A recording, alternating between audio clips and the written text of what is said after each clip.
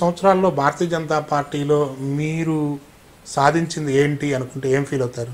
ఒక్క ఓటు కోసం నైతిక విలువలను పాటించి వాజ్పేయి గారు మళ్ళీ ఎన్నికల్లోకి వచ్చి అది ప్రజాస్వామ్య విలువలను పాటించి మరలా ఎన్నిక కాబడి 13 రోజులకు ఒకసారి ఆయన దిగిపోయి అప్పటి నుంచి ఆ భావజాలంతో కొన్ని లక్షల మంది కార్యకర్తలు పనిచేయబట్టే ఈ రోజున మోడీ గారు లాంటి వ్యక్తి, గతంలో వాజ్పేయి గారు లాంటి వ్యక్తి అభివృద్ధి అంటే ఏంటో ఒక అభివృద్ధికి ఒక అర్థం వాళ్ళు తెలియజెప్పగలిగారు.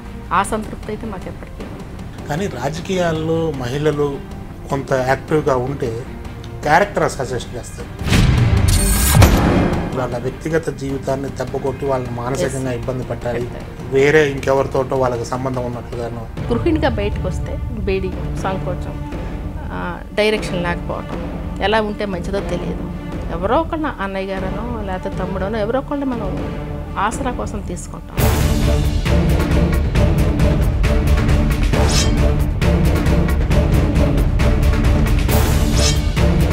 ఎప్పుడు వెంకయ్యనాయుడు గారు చెప్తారు, ఇది వారసత్వాలు చూసి రాదు, జవసత్వాలు చూసే మేము ఇస్తామని. అది మాత్రం ఖచ్చితమే. మహిళలకి సంబంధించినటువంటి అంశంలో చాలా కోణాలు మీరు చర్చించారు. కానీ భారతీయ జనతా పార్టీలో కూడా మహిళల పట్ల కొంత వివక్షత ఉంది. నిర్మలా సీతారామన్ గారు ఒక ప్రెస్టీజియస్ పోస్ట్ ఆవిడ చేస్తున్నారు. ఉమాభారతి గారు, సుష్మా స్వరాజ్ గారు, ఇవన్నీ కూడా గతంలో ఇంత మంచి మంత్రిత్వ శాఖలు మహిళలకు ఇచ్చిన దాఖలాలు. నేనైతే మీరు మీ పార్టీని కాపాడుకోవడానికి వివక్ష లేదు అని చెప్తున్నారని ఫీల్ అవుతున్నాను. ఏ విషయంగా మీరు ఏదైనా ఒక అంశం చెప్తే దాని మీద అయితే నేను చెప్పగలను. 2014 ఎన్నికల్లో ఆంధ్రప్రదేశ్ అసెంబ్లీలో ఒక్క సీటు కూడా మహిళలకు కేటాయించడానికి బీజేపీకి స్థానం దొరకలేదా?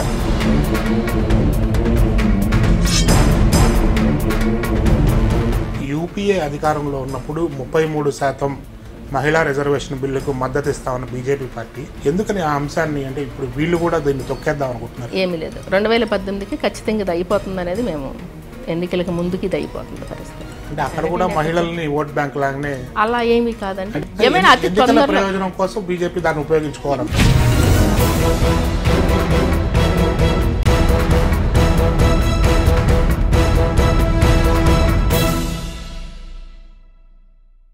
Hi, welcome to I dream.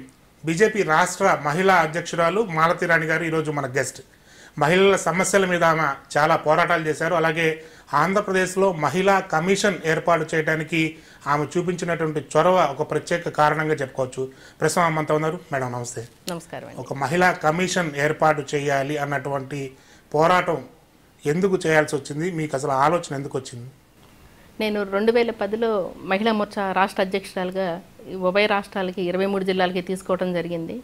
అనేక మహిళలకు సంబంధించిన అత్యాచారాలు, ఆకృతులు, లైంగిక దాడులు అనేక జరుగుతూ ఉండేవి. అంటే ఈ ఉన్న పోలీస్ యంత్రాంగం కానీ ఆ వ్యవస్థ సరిపోయినట్టు అనిపించేది కాదు. అదే కనుక మహిళా కమిషన్ ఫోర్స్లో ఉంటే అది కాన్స్టిట్యూషన్ ప్రకారం ఏర్పడింది కాబట్టి ఆ కమిషన్ సభ్యులు కానీ ఆ కమిషనర్ చైర్పర్సన్ కానీ స్పాట్లో మహిళలకి న్యాయం చేయగల దిశగా స్వతంత్ర నిర్ణయం తీసుకునే అవకాశం ఉండేది. అటువంటి వ్యవస్థ కోల్పోవటం అనేది, రాజ్యాంగపరంగా ఏర్పాటు అనేది మహిళలు కోల్పోవటం ఏంటనేది ఒక బాధ ఎక్కువగా ఉండేది. దీనికోసం అనేక సార్లు ధర్నాలు, ఇందిరా పార్కులకి పరిమితం అయ్యేది. రాష్ట్ర వ్యాప్తంగా అన్ని జిల్లాలకి మహిళా మోర్చా ద్వారా కలెక్టరేట్కి మేము మెమరాండమ్స్ ఇచ్చి ఉండేవాళ్ళం. అదంతా నిష్ప్రయోజనం అనిపించేది. ఇలాంటి పోరాటాల సమయంలో నాకు ఒక పాత్రికేయ మిత్రులు సలహా ఇచ్చారు, మీరు కోర్టు నుంచి ఎందుకు ప్రొసీడ్ అవ్వకూడదని. ఇంకా దాని ప్రకారం మేము చాలా జాగ్రత్తగా ఎవిడెన్స్తో ప్రకారం చూసుకొని మహిళా కమిషన్ కోసం ఒక రోజంతా 24 గంటల పాటు 23 జిల్లాల నుంచి కూడా మహిళలు చాలామంది వచ్చారు. 250 మంది మహిళలతో 24 గంటల పాటు ఒక వర్షంలో పూర్తిగా మేము నిరాహార దీక్ష కూర్చున్నాం మహిళా కమిషన్ ఏర్పాటు చేయాలని. ఆ పేపర్స్లో వచ్చిన కట్టింగ్స్ అవన్నీ కూడా తీసుకొని పూర్వం మంత్రులకి ఇచ్చినటువంటి మెమరాండమ్స్ అన్నీ కూడా తీసుకొని మేము పర్సనల్గా మహిళా మోర్చా తరపున మా లీగల్ సెల్ ద్వారా మేము ఒక కంప్లైంట్ ఫైల్ చేయడం జరిగింది. ఇమీడియట్గా ఒక వారం రోజుల్లో కోర్టు స్పందించింది. మహిళా కమిషన్ ఇమ్మీడియట్గా ఏర్పాటు చేయాలనేది మాకు చాలా మానసిక సంతృప్తి అనిపించింది. అప్పుడు కూడా పాత్రికేయులు చాలామంది అడిగారు, మీ బీజేపీకి అవకాశం రాదు కదా, మీరు ఎందుకు చేశారని. ఇక్కడ పార్టీకి అతీతం మహిళలకి అన్యాయం జరుగుతుంది. మహిళలకి రాజ్యాంగబద్ధమైన ఒక హక్కుని మేము వాళ్ళకి తిరిగి ప్రొవైడ్ చేయగలిగాం. ఆ సంతృప్తి అయితే మాకు అనిపించింది. అయినప్పటికీ వెంటనే కిరణ్ కుమార్ రెడ్డి గారు ఏమి ఆ కమిషన్ ఏర్పాటు చేసే ఆ ఊహ కూడా ఆయనకి ఏమీ ఉత్సాహం కూడా కనపరచలేదు. మరలా మేము దీన్ని కంటెంప్ట్ ఆఫ్ ది కోర్ట్ వేయాల్సి వచ్చింది. అక్టోబర్లో కమిషన్ ఏర్పాటు చేయమని వస్తే ఆయన 6 నెలల్లోపు ఏం చేయలేదు. మళ్ళీ మేము కంటెంప్ట్ ఆఫ్ ది కోర్ట్ వేసి జూన్ 3న గవర్నమెంట్ తరపు నుంచి కోర్టుకి అటెండ్ అవ్వాల్సిన సమయంలో జూన్ 3వ తారీఖున ఆ కమిషన్కి ఒక చైర్పర్సన్ అపాయింట్ చేశారండి. అంటే మహిళా కమిషన్ ఏర్పాటు చేయాలి అన్నటువంటి అంశం అప్పటికే ఉంది, కానీ ఏర్పాటు చేయలేదు. ఎందుకని? అది పెద్ద ప్రాధాన్యం ఇవ్వలేదనుకుంటున్నాం మేము. 2007 నుంచి అది ఏర్పాటు చేయడానికి అదో పెద్ద ప్రాధాన్యం గవర్నమెంట్ ఇవ్వలేదండి. రాష్ట్ర ప్రభుత్వం దాని మీద చొరవ చూపించలేదు. ఏ ముఖ్యమంత్రి వచ్చినా కూడా దాని మీద చొరవ చూపించని ఆ విధానం పట్ల మేము చాలా బాధ అనిపించింది. మహిళా కమిషన్ ఉంటే ప్రత్యేకంగా మహిళలకు వచ్చే లాభం ఏంటి? ఒక సంఘటనా స్థలంలో ఒక మహిళ హత్యకో అత్యాచారానికో గురైనప్పుడు కమిషన్ చైర్మన్ అక్కడికి ఖచ్చితంగా మెంబర్స్తో సహా వెళ్ళటం, అది జ్యుడిషియల్ పవర్స్ కంపల్సరీ ఉంటాయి. అప్పటికప్పుడు ఆ మహిళలకు సంబంధించి ఆరోగ్య భద్రత, వైద్యము, లేకపోతే వాళ్ళకి పునరావాసము లేని పక్షంలో అక్కడ నిందితులు ఇమ్మీడియట్గా ఒక యాక్షన్ తీసుకునే విధానం మీద ఏదైతే సుదీర్ఘ దర్యాప్తు తర్వాత కోర్టులో ఇచ్చిన తీర్పుకో వచ్చేది అప్పటికప్పుడు తాత్కాలికంగా వాళ్ళ ద్వారా ఏర్పాటు చేయొచ్చు. అలాగే గిరిజన ప్రాంతాల్లో ఉంటున్నాయి. గిరిజన ప్రాంతాల్లో కూడా కలరాలు, అంటువ్యాధులు రాకముందే ఒక ప్రివెన్షన్ తీసుకోవచ్చు. అలాగే గిరిజన ప్రాంతాల్లో మహిళలకి చాలా అన్యాయాలు జరుగుతున్నాయి. వాటికి సంబంధించి కూడా పూర్తి స్థాయిలో మహిళా కమిషన్ ఏర్పాటు చేసుకోవచ్చు. ఉద్యోగ స్థలాల్లో మహిళల మీద జరిగే లైంగిక హింస ఉంటుంది. వీటి మీద కూడా ముందస్తు చర్యలు కూడా తీసుకునేంత చక్కటి విధి విధానాలు ఆ రాజ్యాంగంలో ఉన్నాయి. సో దాని ఏర్పాటు వల్ల మీరు సక్సెస్ సాధించినట్లేగా?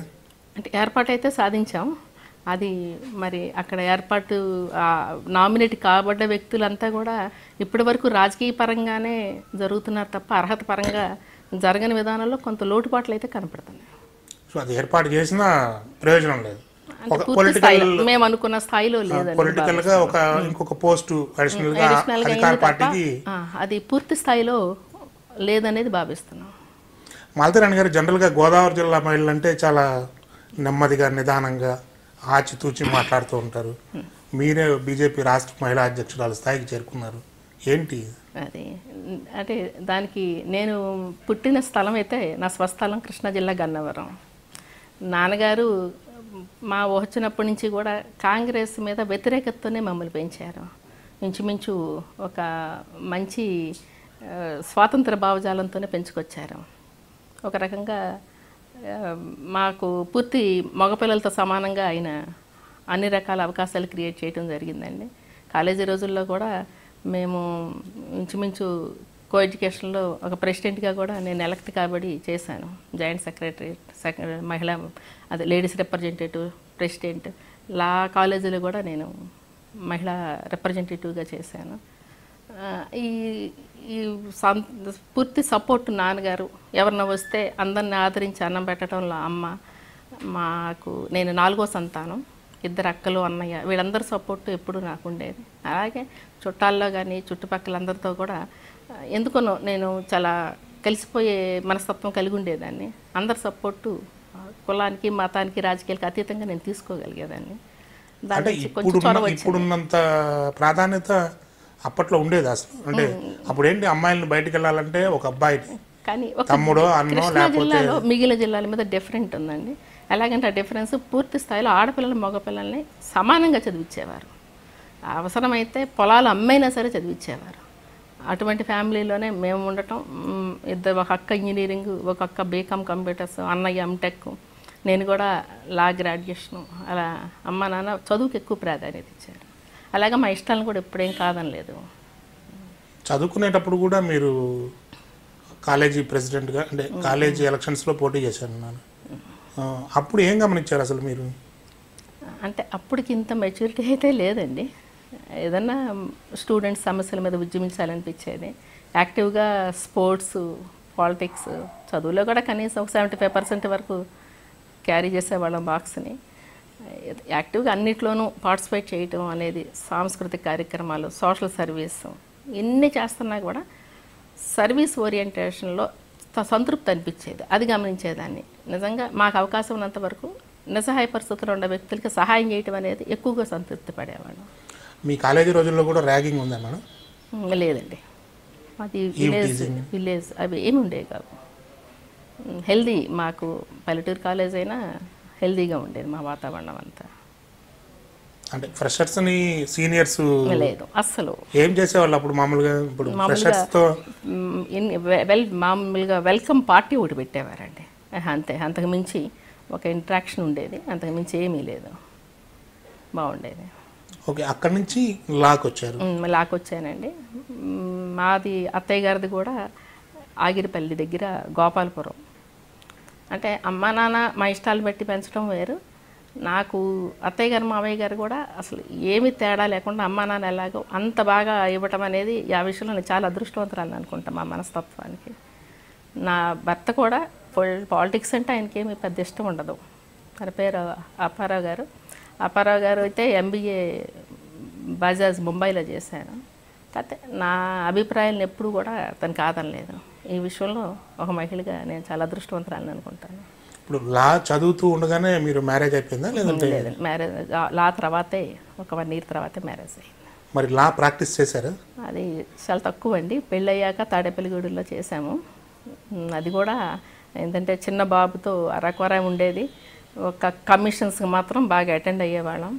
మహిళా ఇష్యూస్ మాకు మా విలేజ్ నుంచి, తెలిసిన విలేజ్ నుంచి వచ్చే వాటికి ఫ్రీగా లీగల్ ఎయిడ్, కొంచెం వాళ్ళ మీద అనవసరంగా కేసులు పెట్టి జైళ్ళల్లో ఉంటే మాత్రం ఒక 4,000-5,000 ఖర్చు అయ్యే బెయిల్స్ అన్నీ ఫ్రీగా చేపించేదాన్ని. నాతో పాటు ఉండే అడ్వకేట్స్ని వీళ్ళందరినీ కూడా కొంచెం ఇన్ఫ్లుయెన్స్ చేసి, రిక్వెస్ట్ చేసి, ఆ విధంగా కొంచెం నేను ప్రజల్లోకి వెళ్ళగలిగాను. తాడేపల్లి గూడెంలో లాయర్గా కొనసాగుతున్నప్పుడే మీకు పాలిటిక్స్లోకి రావాలనిపించిందా, లేకపోతే అంతకుముందే? అంతకుముందే 95 మేము నారాయణపురం అని తాడేపల్లిగూడెం దగ్గర ఉంగుటూరు నియోజకవర్గంలో ఉంగుటూరు మండలంలో ఆ గ్రామంలోకి వెళ్ళామండి. అంటే మా రెండో సిస్టర్ వాళ్ళది శ్రీకాకుళంలో ఆయిల్ బ్రాన్ ఒక DOB ఫ్యాక్టరీ ఉండేది. చేపల చెరువులకి మేత నిమిత్తం, ఆ సప్లై నిమిత్తం మేము అక్కడికి వెళ్ళాము. ఆ జిల్లాలో నాకంటూ ఆ సమయంలో చుట్టాలు కూడా ఎవరూ లేరు.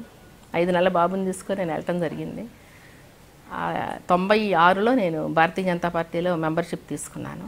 దాని తర్వాత 98 నుంచి 99 నుంచి నేను ప్రాక్టీస్కి వెళ్ళాను. అప్పటికే నెమ్మదిగా ఒక కార్యకర్తగా నాకు వీలైనప్పుడు కొన్ని కార్యక్రమాలకు అటెండ్ అవ్వటం అట్లా చేశాను. కానీ అప్పటికి బీజేపీ అంత పెద్ద యాక్టివ్గా ఏమి స్టేట్లో లేదు. 95-96 అంటే లేదండి. ఎందుకు మరి? కాంగ్రెస్ పార్టీ అప్పుడు చాలా స్వింగ్లో ఉంది. రాష్ట్రంలో తెలుగుదేశం పార్టీ ఉంది. నాన్నగారు భావజాలం అంతా, జాతీయ భావజాలంతాను కాంగ్రెస్కి వ్యతిరేకంగా మాకు ఇంచుమించు చందమామ కథలు చెప్పినట్టుగా వాళ్ళ మీద వ్యతిరేకత అనేది చాలా కథలు కానీ కథానికలు కానీ అనేక సంఘటనలు మాకు చెప్పేవారండి. అప్పుడు తర్వాత 90 అద్వానీ గారి రథయాత్ర మేము గమనించాము. చాలా అద్భుతం అనిపించింది.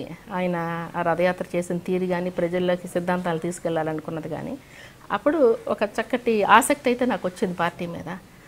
అది 92 డిసెంబర్లో బాబ్రీ మసీదు కూలిపోయినప్పుడు మేము ఒక కర్ఫ్యూలో చిక్కుకుపోయి ఉన్నాం. అప్పుడు విజయవాడలో కర్ఫ్యూలో చిక్కుకున్నాం. అప్పుడు మా అత్తగారు, మామయ్య గారు, మా హస్బెండ్, అప్పటికి ఇంకా మ్యారేజ్ అవ్వలేదు, ఏదో వస్తువులు 2 కుటుంబాలు కలిసి కొందామని వెళ్ళాం. ఆ టైంలో కర్ఫ్యూలో ఉన్నప్పుడు నాకు అనిపించింది, అసలు నిజంగా దేశానికి ఇంతమంది హిందువులు ఉన్నాం, మా ఊర్లో మా వీధిలో అన్ని చోట్ల రామాలయాలు ఉన్నాయి, రాముడు పుట్టిన చోట రామాలయం కోసం అది ఒక గొప్ప విషయంగా నాకు అనిపించింది. ఇంకా నేను అప్పుడు నా కాబోయే భర్తతో చెప్పా, నాకైతే భారతీయ జనతా పార్టీలో ఆ సిద్ధాంతాలు నచ్చినాయి, నేను మెంబర్షిప్ తీసుకుందాం అనుకుంటున్నానని. ఆయన నవ్వారు. తర్వాత బోల్డం జరుగుతుంది, సరే చూద్దామని. ఆ తర్వాత మళ్ళీ ఎప్పుడు మా మధ్య ఆ ప్రసక్తే రాలేదు 92 నుంచి. ఇంకా 95 తర్వాత నేను పూర్తిగా నిర్ణయం తీసుకోవడం, అప్పటి వరకు ఆ రాజకీయాలన్నీ కూడా మేము అబ్జర్వ్ చేయటం మొదలుపెట్టాను. మొట్టమొదటి రాజకీయ పార్టీల సభ్యత్వం భారతీయ జనతా పార్టీలోనే నేను తీసుకోవడం జరిగింది.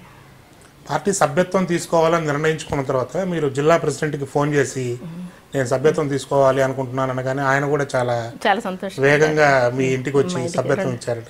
రెండో రోజు ఆయన ఆర్వీఎస్ రాజు గారని, అంటే మేము చేపల చెరువులకి ఈ మేత సప్లై నిమిత్తం వేరే వాళ్ళ చుట్టాల ద్వారా నంబర్ తీసుకొని నేను చెప్పాను.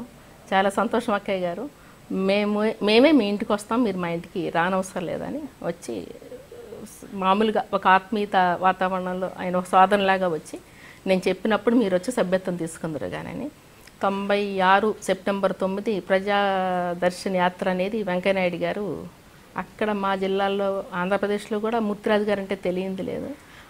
కానీ నాకు వాళ్ళెవరూ కూడా పరిచయం లేని పరిస్థితుల్లో మూర్తిరాజు గారి ఇంట్లో వెంకయ్యనాయుడు గారి సమక్షంలో నేను సెప్టెంబర్ 9, 1996లో క్రియాశీల మామూలు సభ్యత్వం కూడా తీసుకోవడం జరిగింది. అది నేను ఎక్కువగా మెమరబుల్గా ఫీల్ అవుతాయి, ఎందుకంటే మూర్తిరాజు గారి ఇంపాక్ట్ మా అందరి మీద కూడా చాలా బాగుండేది. సో భారతీయ జనతా పార్టీలో చేరి ఇప్పటికి దాదాపుగా మీరు 20 ఇయర్స్ అవుతుంది. 22వ సంవత్సరం. 22 సంవత్సరాల్లో భారతీయ జనతా పార్టీలో మీరు సాధించింది ఏంటి అనుకుంటే ఏం ఫీల్ అవుతారు? ముందు రాజకీయ వ్యవస్థ చాలా వరకు ఆకలింపయింది.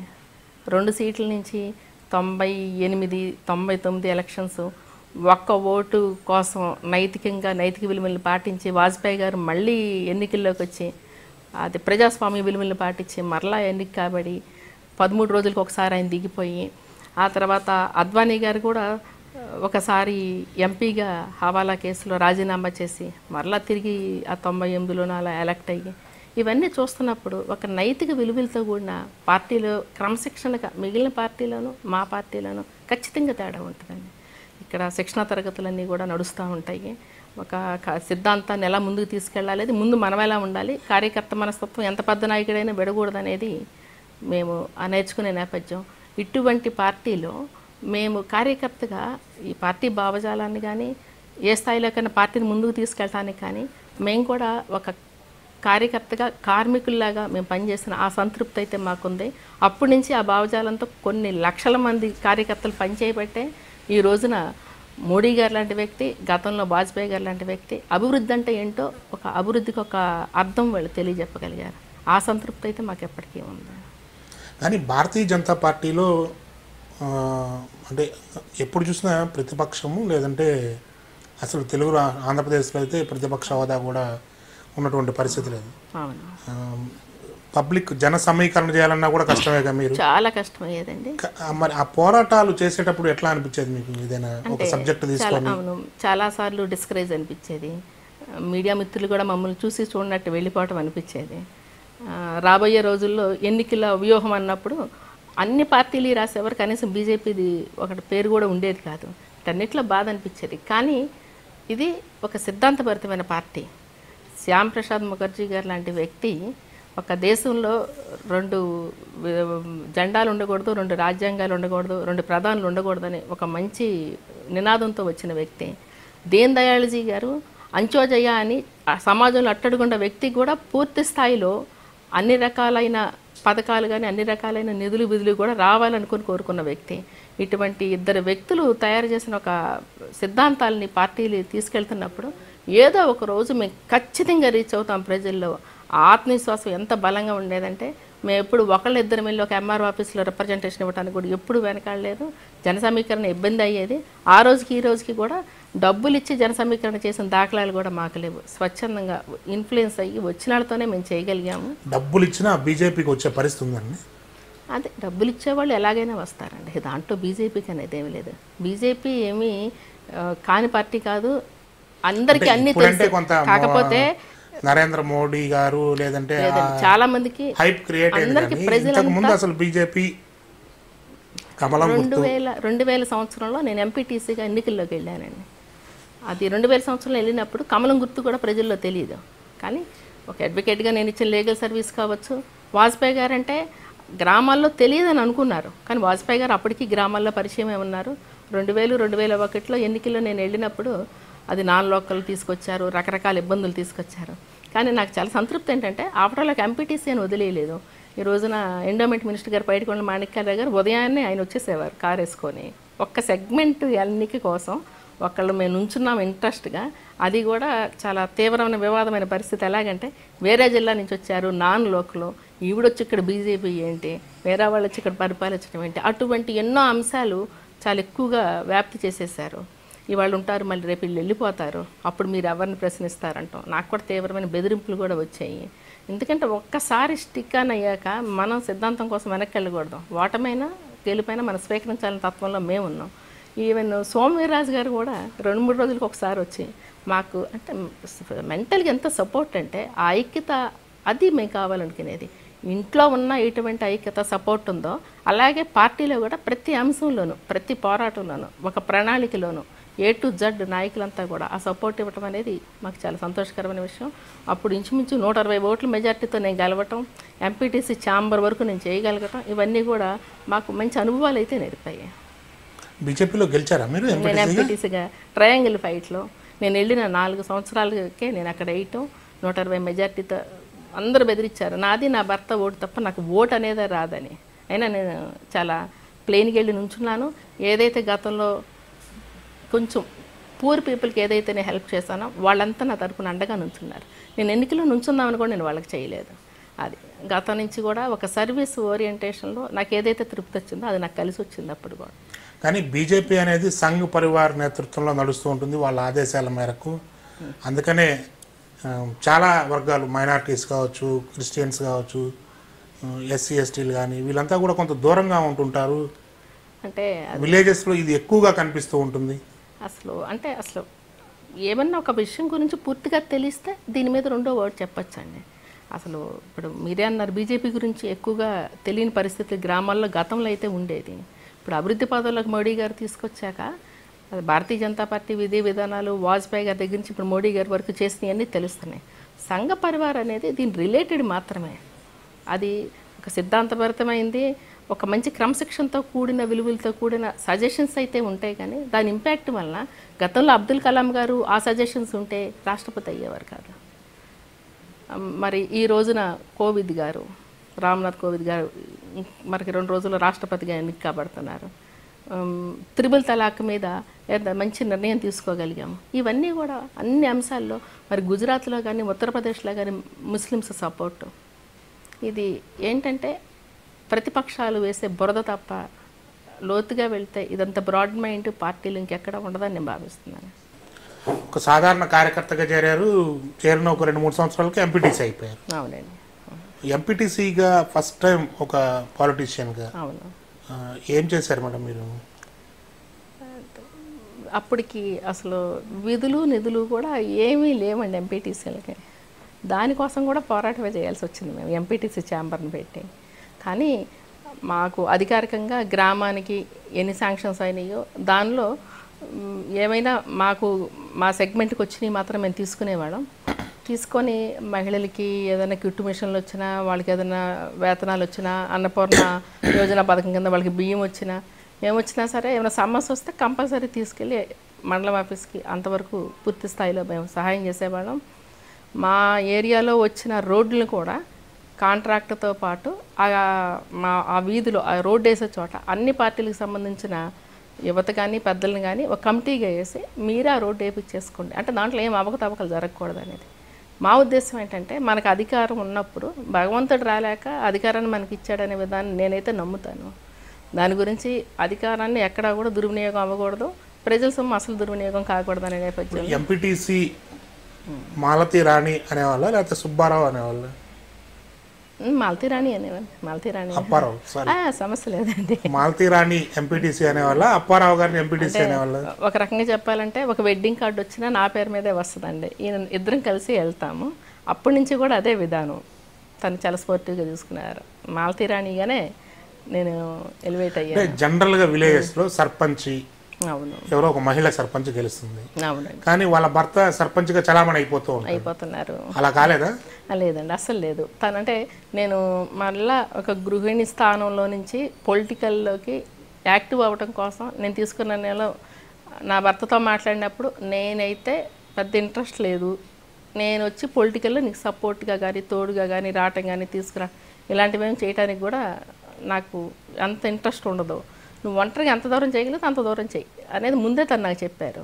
అంటే కార్యకర్తగా చేరేటప్పుడు అలాంటివి కొంత సహజంగానే వస్తూ ఉంటాయి. ఒక లీడర్షిప్, అది కూడా అధికారం మన దగ్గరకు వచ్చిన తర్వాత కూడా మార్పు లేదా? ఏం మార్పు లేదు, అప్పటికి ఇప్పటికి కూడా ఏం మార్పు లేదండి. నన్నైతే అడ్డు పెట్టరు, తీసుకెళ్ళటం ఇటువంటి అయితే నేను అడగను, అసలు ఆ విషయంలో అడగను, నేను కూడా నన్నైతే అడ్డు పెట్టరు. అది మాలతిరాణి గారు, మీరు మహిళల కోసం పోరాటాలు బిగిన్ చేసి మీరు న్యాయవాదిగా కొనసాగుతున్నప్పుడు కానీ, ఎంపీటీసీ అయిన తర్వాత కానీ, మహిళా నాయకురాలుగా మారుతున్న దశలోనే ఆర్టీసీ బస్సుల్లో మహిళలకి సీట్లు కేటాయించడం మీద ఒక మెమరాండం అక్కడ రెవెన్యూ అధికారికి ఇవ్వటం, ఏంటి అసలు, అది ఎందుకు ఇచ్చారు? అది నేను రోజు మా విలేజ్ నారాయణపురం నుంచి తాడేపల్లిగూడెం ప్రాక్టీస్ కోసం బస్ ఎక్కేవాడు. బస్ ఎక్కినప్పుడు అక్కడ 3 సీట్లు 4 సీట్లు మహిళలకి అవసరం కేటాయించబడినాయి. మహిళల్ని గౌరవించడం మన సంప్రదాయం. వారు కేటాయించిన సీట్లో వారినే కూర్చొనిద్దాం అనేది అక్కడ మన సంప్రదాయాన్ని పుట్టుకతో ఈ భరతఖండం పుట్టినప్పటి నుంచి మహిళలకి గౌరవించడం, మహిళల్ని దేవతలాగా పూజించడం ఏ మతాల్లో ఆ మతాల్లో అలవాటే, దాన్ని కొత్తగా అసలు ఎవరికి చెప్పాల్సిన పని లేదు. రెండో అంశం, వారికి కేటాయించిన సీట్లో వారిని కూర్చొనిద్దాం, దీంట్లో మళ్ళీ ఒక కాంప్రమైజ్ అలాంటి స్లోగన్ కాకుండా ఇవి మహిళలకి 1 2 3 4 సీట్లు కేటాయించాం, అది అతిక్రమిస్తే జరిమానా అనేది పెడితే బాగుంటుంది అనేది మాకు అనిపించేది. అంటే జనరల్గా మహిళలు లేనప్పుడు మగవాళ్ళు కూర్చోవచ్చు అని కదా దాని అభిప్రాయం. సైమల్టేనియస్ గా వాడుకోండి, కానీ వాళ్ళు వచ్చినప్పుడు వాళ్ళని కూర్చోవడానికి సహకరించండి అంటే తప్పే ఉంది. కానీ వృద్ధులు, మహిళలు, పసిబిడ్డల పిల్లలు ఎత్తుకునే ఉండేవారు, జెంట్స్ ఆ సీట్లో ఆక్యుపై చేసేవారు. డ్రైవర్లు, కండక్టర్లు ఎవరు కూడా దీని మీద ఏం యాక్షన్ తీసుకునేవారు కాదు. అలాంటప్పుడు ఆ ఉపయోగం లేకుండా ఈ బోర్డు మమ్మల్ని ఎక్కిరిస్తా ఎందుకు, దాని మీద ఉదాసీనమైన ఈ నిర్ణయాల వల్ల కంటే ఇంప్లిమెంటేషన్తో కఠినంగా ఉంటే బాగుండనే దాని మీద మేము రెవెన్యూ అధికారికి ఇవ్వడం జరిగింది. అదైతే ఆ ప్రారంభంలో మా పార్టీ వాళ్ళు నాతో, మహిళలు కానీ పార్టీ వాళ్ళందరూ కానీ సహకరించడం, మేము ఎంఆర్ఓకి ఇచ్చినప్పుడు ఆ పేపర్లో కూడా చాలా బాగా రాయటం నాకైతే ఒక మెమరీ లాగానే ఉండిపోయింది. అది అంటే ఎక్కడా కూడా డిస్కరేజ్మెంట్ అయితే లేదు మాకు, దాని మీద పెద్దగా స్పందన లేదు. అప్పటికిప్పటికి అదే విధానం జరుగుతుంది, అప్పటికి ఇప్పటికి అదే విధానం ఉంది. కానీ అది మాత్రం ఇప్పటికీ కూడా నేనైతే దాన్ని అయితే ఖండిస్తాను, అసలు యాక్సెప్ట్ చెయ్యం. మాకు ఇది ఒక హక్కేనండి. మహిళలు స్వభావ సిద్ధంగానో సహసిద్ధంగానో సున్నితమైన వ్యక్తులుగా భావించే అంబేద్కర్ గారి రాజ్యాంగంలో కూడా కొంచెం ప్రత్యేక చట్టాలు ఇచ్చారు, అవి ఇంప్లిమెంటేషన్ లేదు. మరి అలాంటప్పుడు కొంచెం కఠినమైన నిర్ణయాలు తీసుకోవాలి. అది బస్సుల్లో అవ్వచ్చు, అది సభల్లో అవ్వచ్చు, ఇంకేదన్నా అవ్వచ్చు, కోర్టులో అవ్వచ్చు, ఎక్కడైనా సరే కొంచెం కఠినంగానే తీసుకోవాలనేది నేను భావిస్తున్నాను. కృష్ణా జిల్లా, అక్కడి నుంచి గోదావరి జిల్లా, మళ్ళీ అక్కడి నుంచి హైదరాబాద్, అదే ఆ ప్రయాణం ఏంటి? మాకు 2010లో నేనైతే ఊహించలేదండి. నేను కార్యకర్తగా జిల్లాలో ఒక యువమోర్చాలో కార్యవర్గ సభ్యురాలుగా ఉన్నాను. వెంటనే రాష్ట్ర యువమోర్చా కార్యవర్గ సభ్యురాలుగా వెళ్ళాను. తర్వాత స్టేట్ ఎగ్జిక్యూటివ్గా అంటే కార్యవర్గ సభ్యురాలుగా బీజేపీ ఎగ్జిక్యూటివ్గా నేను దత్తాత్రేయ గారి అధ్యక్షులుగా ఉన్నప్పుడు నన్ను జిల్లా నుంచి ఎంపిక చేయడం జరిగింది. ఇప్పుడు 33% రిజర్వేషన్ అనేది ఇంకా రాజ్యాంగపరంగా రాకపోయినా పార్టీలో సంస్థాగతంగా 33% రిజర్వేషన్ అమలు చేయడం అనేది మేము గర్వంగా చెప్పుకుంటాం. ఆ నేపథ్యంలో వెంటనే నేను రాష్ట్ర కార్యదర్శిగా కూడా నేను ఎన్నిక కాబడ్డాను. అప్పటికీ కూడా అంటే బాధ్యత అనేది కొంచెమే మేము అంటే పూర్తిగా హైదరాబాద్ తరచూ వెళ్లాల్సిన అవసరం అయితే అప్పటికీ రాలేదు. ఎప్పుడైతే 2010 కిషన్ రెడ్డి గారు అధ్యక్షుడిగా రాగానే సంస్థాగతంగా రవీంద్రరాజు గారు వీళ్ళంతా ఒక నిర్ణయం తీసుకొని పూర్వపు అధ్యక్షులు దత్తాత్రేయ గారు కూడా నాకు ఎప్పుడు కూడా తెలంగాణ మహిళలకే అక్కడ రాష్ట్ర అధ్యక్షురాలుగా అక్కడే ఉండేది. ఎందుకంటే అక్కడ టైం ఇవ్వటం అది ఎంత ఈజీ అవుతుంది అనేది ఒక భావన ఉండిపోయేది. తర్వాత అంతకుముందు నాకు ముందు గుంటూరు నుంచి ఎడ్లపాటి స్వరూపరాణి గారు కూడా చేశారు, ఆవిడ కూడా చాలా బాగా చేశారు. హఠాత్తుగా నేను ఊహించిన రీతిలో నాకు ఈ బాధ్యత ఇవ్వడం జరిగింది. అప్పటికి మా బాబు 10th వాడు ఇంటర్కి వచ్చిన పరిస్థితి, వ్యాపారం కూడా అప్పుడప్పుడు కొంచెం పుంజుకుంటున్న పరిస్థితి. నేపథ్యంలో నేనైతే కొంచెం సంఘర్షణకు లోనయ్యాను. అంటే ఇప్పుడు పార్టీ అధికారంలోకి లేదు, పార్టీని ముందుకు తీసుకెళ్లాలంటే ఖచ్చితంగా ప్రెజెన్స్ అనేది ముఖ్యపడి మా ఉనికి పార్టీలో ఒక ఉద్యమాల్లో కానీ సమావేశాలు కానీ ఉనికి ముఖ్యం. ఆ ఉనికి కోసం ప్రెజెన్స్ కోసం ఇంచుమించు వెస్ట్ గోదావరి నుంచి హైదరాబాదు నెలలో ఒక 4-5 సార్లు ఖచ్చితంగా వెళ్ళి 2-3 రోజులు అక్కడ ఉండటం అనేది, ముందు వెళ్ళటం అనేదే చాలా ప్రయాసతో కూడుకున్న పని అయ్యేది. ఆ సమయంలో కుటుంబంలో ఏదో ఒకటి బాధ్యతలు ఇవన్నీ కూడా మాకు కొంచెం ఇబ్బంది అనిపించాయి. అయినప్పటికీ నేను మొదటి ప్రయారిటీ మహిళా రాష్ట్ర అధ్యక్షురాలుగా అక్కడ నా పాత్ర పూర్తిగా చేయడానికే నేను ఇష్టపడ్డాను. ఇంచుమించు ఇంకా వ్యాపారం దాంతో నేను వ్యాపారంలోకి ఇన్వాల్వ్ అవ్వడం కూడా మానేశాను పూర్తిగా. కానీ మరి ఫ్యామిలీ ఎక్కడ డిస్టర్బ్ అవ్వలేదా? అంటే పూర్తి న్యాయం చేయలేమండి. కాకపోతే నా అవసరమైన చోట ఎక్కువగా కేర్ తీసుకోవటం, అంటే నేను రెస్ట్ తీసుకున్న సమయాన్నో లేకపోతే ఒక నిమిషంకి ఎక్కడిని కేటాయించే సమయాన్నో కుటుంబానికి ఎక్కువ ఇచ్చేవాళ్ళం. అది అత్తయ్య గారికి కానీ మామయ్య గారికి కానీ. మా తండ్రి గారు ఆ సమయంలోనే పోవటం, అమ్మ కొంచెం అనారోగ్యం పాలవటం, వీటన్నిటి మీద బ్యాలెన్స్ ఒక్కొక్కసారి కష్టం అనిపించేది. పార్టీ వాళ్ళు కూడా సపోర్ట్గా ఉండేవారు. ఒకవేళ ఇబ్బంది అయితే కనుక ఆ నిమిషాన ఆ కార్యక్రమం వాయిదా వేసుకొని ఇంకో 2 రోజు చేసుకోవటం. ఆ విధంగా ఇక్కడ అలాగ ఉండేది, కుటుంబ నేపథ్యంగానే సాగింది. ఇబ్బంది పూర్తిగా న్యాయం చేయలేము కుటుంబానికి. సో 2010లో అధ్యక్ష బాధ్యతలు స్వీకరించారు. అవును, ఇప్పటికి ఆల్మోస్ట్ 7 years అవునండి. బీజేపీ రాష్ట్ర అధ్యక్షురాలుగా అంటే రాష్ట్ర విభజన జరిగిన ఇప్పుడు ఆంధ్రప్రదేశ్ అవును, మహిళా అధ్యక్షులుగా కొనసాగుతుంది. మహిళల విషయంలో పొలిటికల్గా వాళ్ళని ఏదో స్క్రీన్కి అందం కోసం మగవాళ్ళ వెనక పెట్టుకుంటారు తప్ప వాళ్ళని రాజకీయంగా ముందుకు పంపించేటటువంటి అవకాశాలు చాలా తక్కువగా ఉంటాయి. అది ఏ పార్టీ అయినా, బీజేపీ అవ్వచ్చు, టీడీపీ అవ్వచ్చు, ఇంకేదైనా పార్టీ అవ్వచ్చు. అట్లాంటివి ఎదుర్కొన్నారా సందర్భాలు ఎప్పుడైనా? అంటే అది ఎప్పుడు వస్తుందంటేనండి, పార్టీ అధికారంలోకి వచ్చేసి పూర్తి స్థాయిలో అధికార ఫలాలు అందుతున్న సమయంలో ఎక్కువగా ఇటువంటి పరిస్థితులు వస్తాయి. అది కాక పార్టీ సిద్ధాంతభరితంగా కాంగ్రెస్ ఇతర పార్టీలో స్వాతంత్రం తర్వాత సిద్ధాంతభరితమైన పార్టీగా ఇది రావటం, నైతిక విలువలతో కూడిన రాజకీయాలు అనేది ప్రత్యేకమైన ఈ అంశాల్లో ఒకటిగా రావటం, మహిళల్లో ఒక కెపాసిటీ ఉంటే ఖచ్చితంగా ఎంకరేజ్ చేసే విధానం, ఆ మహిళలు పార్టీకి సంబంధించి కాదు, అంటే ఇది పార్టీ అనే కాదండి. ఇందాక నేను చెప్పాను, ఎంపీటీసీగా నుంచున్నప్పుడు ఈస్ట్ గోదావరి నుంచి సోమవీర్రాజు గారు కూడా వచ్చేవారు. అంటే మన అనే భావన, అంటే పూర్తిగా ఐక్యత అది ఉంది. ఎప్పుడు కూడా మా అదృష్టం, పార్టీలో కూడా ఎవరికి కూడా ఈ రకమైన విచక్షణ రహితమైన ఇబ్బందులు మేమేమీ పడలేదు. డిస్క్రిమినేషన్ అనేది మాకు ఎప్పుడు రాల. అంటే పురుషుడు మహిళ అనే తేడా మీకు ఎక్కడ కనిపించలేదు? అంటే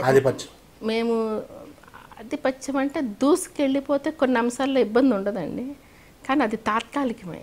ఏమైనా సరే పార్టీగానో ఒక నిర్ణయం ప్రకారం వెళ్ళగలిగితే తాత్కాలికంగా ఒక్కొక్కసారి ఎమోషన్ ఫీల్ అయినా ఎవరమైనా తర్వాత దీర్ఘకాలంలో మాకు ఇచ్చే గౌరవం కానీ మాకిచ్చే అదే ఆ హోదాతో పాటు ప్రత్యేకమైన విధులు, ఆ నిధులు అవన్నీ కూడా మాకు సమృద్ధిగానే ఉన్నాయి అనేది, లేకపోతే ఇంత సంతృప్తిగా మేము రాలేము. ఎప్పుడైనా అట్లా బాధపడ్డ సందర్భాలు ఏమన్నా? పురుషులు అంటే మేము తీసుకున్నది సుదీర్ఘకాలం ఎక్కువగా మహిళా మోర్చా. మా కార్యక్రమాలన్నీ మేము చేసుకుంటూ వెళ్ళిపోతున్నాం. ఇంచుమించు అందరి దగ్గర సహాయ సహకారాలు మేము తీసుకున్నప్పుడు అందరూ బాగానే వచ్చినాయండి మాకు. కాకపోతే మిగిలిన పార్టీల గురించి మేము చెప్పడం కాదు, ఎక్కువగా మీరన్నారు ఇంచుమించు తెర వెనకే ఉంచి వీళ్ళు ఎక్కువ ఫోకస్ చేయడానికి ఇష్టపడకపోవటం అనేది, అది సమాజంలో ఒక మార్పు రావాలి. సాధారణంగా అప్పటికి ఇప్పటికీ మహిళల పరిస్థితి అన్ని రంగాలు అలాగే ఉంది. అది ఉద్యోగ రంగం కావచ్చు, ఇప్పుడు ఇచ్చే కూలీ వేతనాలు కూడా అదే టైం ఇస్తున్నారు. అంత పని చేసినా మహిళలకు ఒక రకం, పురుషులకు ఒక రకం ఇస్తున్నారు. ఆ పరిస్థితుల్లో ఎంతో కొంత ఖచ్చితంగా ఉంటుంది. కానీ రాజకీయాల్లో మహిళలు కొంత యాక్టివ్గా ఉంటే క్యారెక్టర్ అసోసియేషన్ చేస్తారు. అవును, వాళ్ళ వ్యక్తిగత జీవితాన్ని దెబ్బ కొట్టి వాళ్ళని మానసికంగా ఇబ్బంది పెట్టాలి, పెడతారు. వేరే ఇంకెవరితోటో వాళ్ళకి సంబంధం ఉన్నట్లుగాను, వాళ్ళ సంబంధంతో వీళ్ళు ముందుకెళ్తున్నారని అన్ని చోట్ల. అంటే ఎలా అవుతుందంటే మహిళ మేమంటే కొంచెం నాన్నగారు పెంపకంలో కొంచెం ఇండివిజువల్గా రాగలిగాం. తర్వాత వచ్చిన నా కుటుంబ వాతావరణం, అత్తింటి వారు కూడా మంచి సపోర్ట్ రావటం, అది కొంచెం నాకు ఉపకరించింది. కానీ జనరల్గా ఆలోచిస్తాను నేను కూడా, ఒక్కసారే నేను ఏదైనా ఇష్టపడి ఒక మహిళగా గృహిణిగా బయటకు వస్తే బేడిగం, సంకోచం, డైరెక్షన్ లేకపోవటం, ఎలా ఉంటే మంచిదో తెలియదు.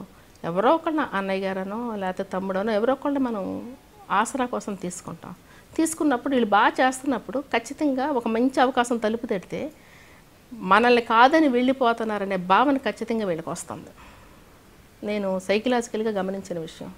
ఆ వచ్చినప్పుడు మాత్రం ఏదో బుర్ర జల్లటానికి సిద్ధంగా ఉంటారు. మహిళ ఇవన్నీ అధిగమించి రాజకీయాల్లో రావాలంటే రావాలి. ఎందుకంటే ఒక మహిళ అయితేనే క్యూములేటివ్గా అన్ని బాధ్యతల్ని చాలా సక్సెస్ఫుల్గా చేయగలదు.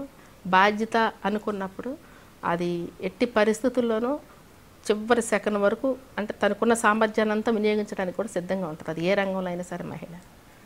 మీరు అన్నట్టుగా ఈ ఇబ్బందులు అయితే ఉన్నాయి. అవి అధిగమించాలి అంటే మనం ఒక రోల్ మోడల్ లాగానే ఉండాలి. మన ఇష్టాలను బట్టి కాకుండా ఖచ్చితంగా ఒక సమాజంలో ఎలా ఉంటే మన గౌరవం దక్కుతుందో ఆ విధంగా ఉండటం కోసం కూడా మనం ప్రయత్నం చేయాలనేది కూడా నేను మహిళలకు చెప్తున్నాను. పర్టికులర్గా మీరు సినిమాల్లో కూడా అబ్జర్వ్ చేస్తే సినిమాల్లో ఆ విలన్కి సంబంధించో లేకపోతే ఇంకొక క్యారెక్టర్కి సంబంధించో అతనికి సంబంధం ఉన్నటువంటి ఒక మహిళని ఎక్కడైనా ఒక సీటు బై ఎలక్షన్ ఖాళీ వచ్చిందంటే ఏమొక ఇవ్వండి అనేది వస్తుంది. అట్లాంటి ప్రొజెక్షన్ కూడా జరుగుతుంది. కానీ అదృష్టవశాత్తు భారతీయ జనతా పార్టీలో అయితే ఇప్పటికి అటువంటి పరిస్థితి అయితే లేదండి. అంటే ఆంధ్రప్రదేశ్లో ఇప్పుడిప్పుడే పుంజుకుంటుంది అనేది విషయం అయితే పక్కన పెడితే నార్త్లో కానీ ఎక్కడా కూడా సుష్మా స్వరాజ్ గారు ఉన్నారు. ఆవిడ ఒరిజినల్గా చాలా టాలెంటెడ్ లేడీ. ఉమాభారతి గారు ఈ రోజున మంత్రిత్వ శాఖల్లో మహిళలు కూడా సమర్థవంతంగా నిర్వహిస్తున్నారు. అటువంటి పరిస్థితి ఇక్కడ వారసత్వం లేదు.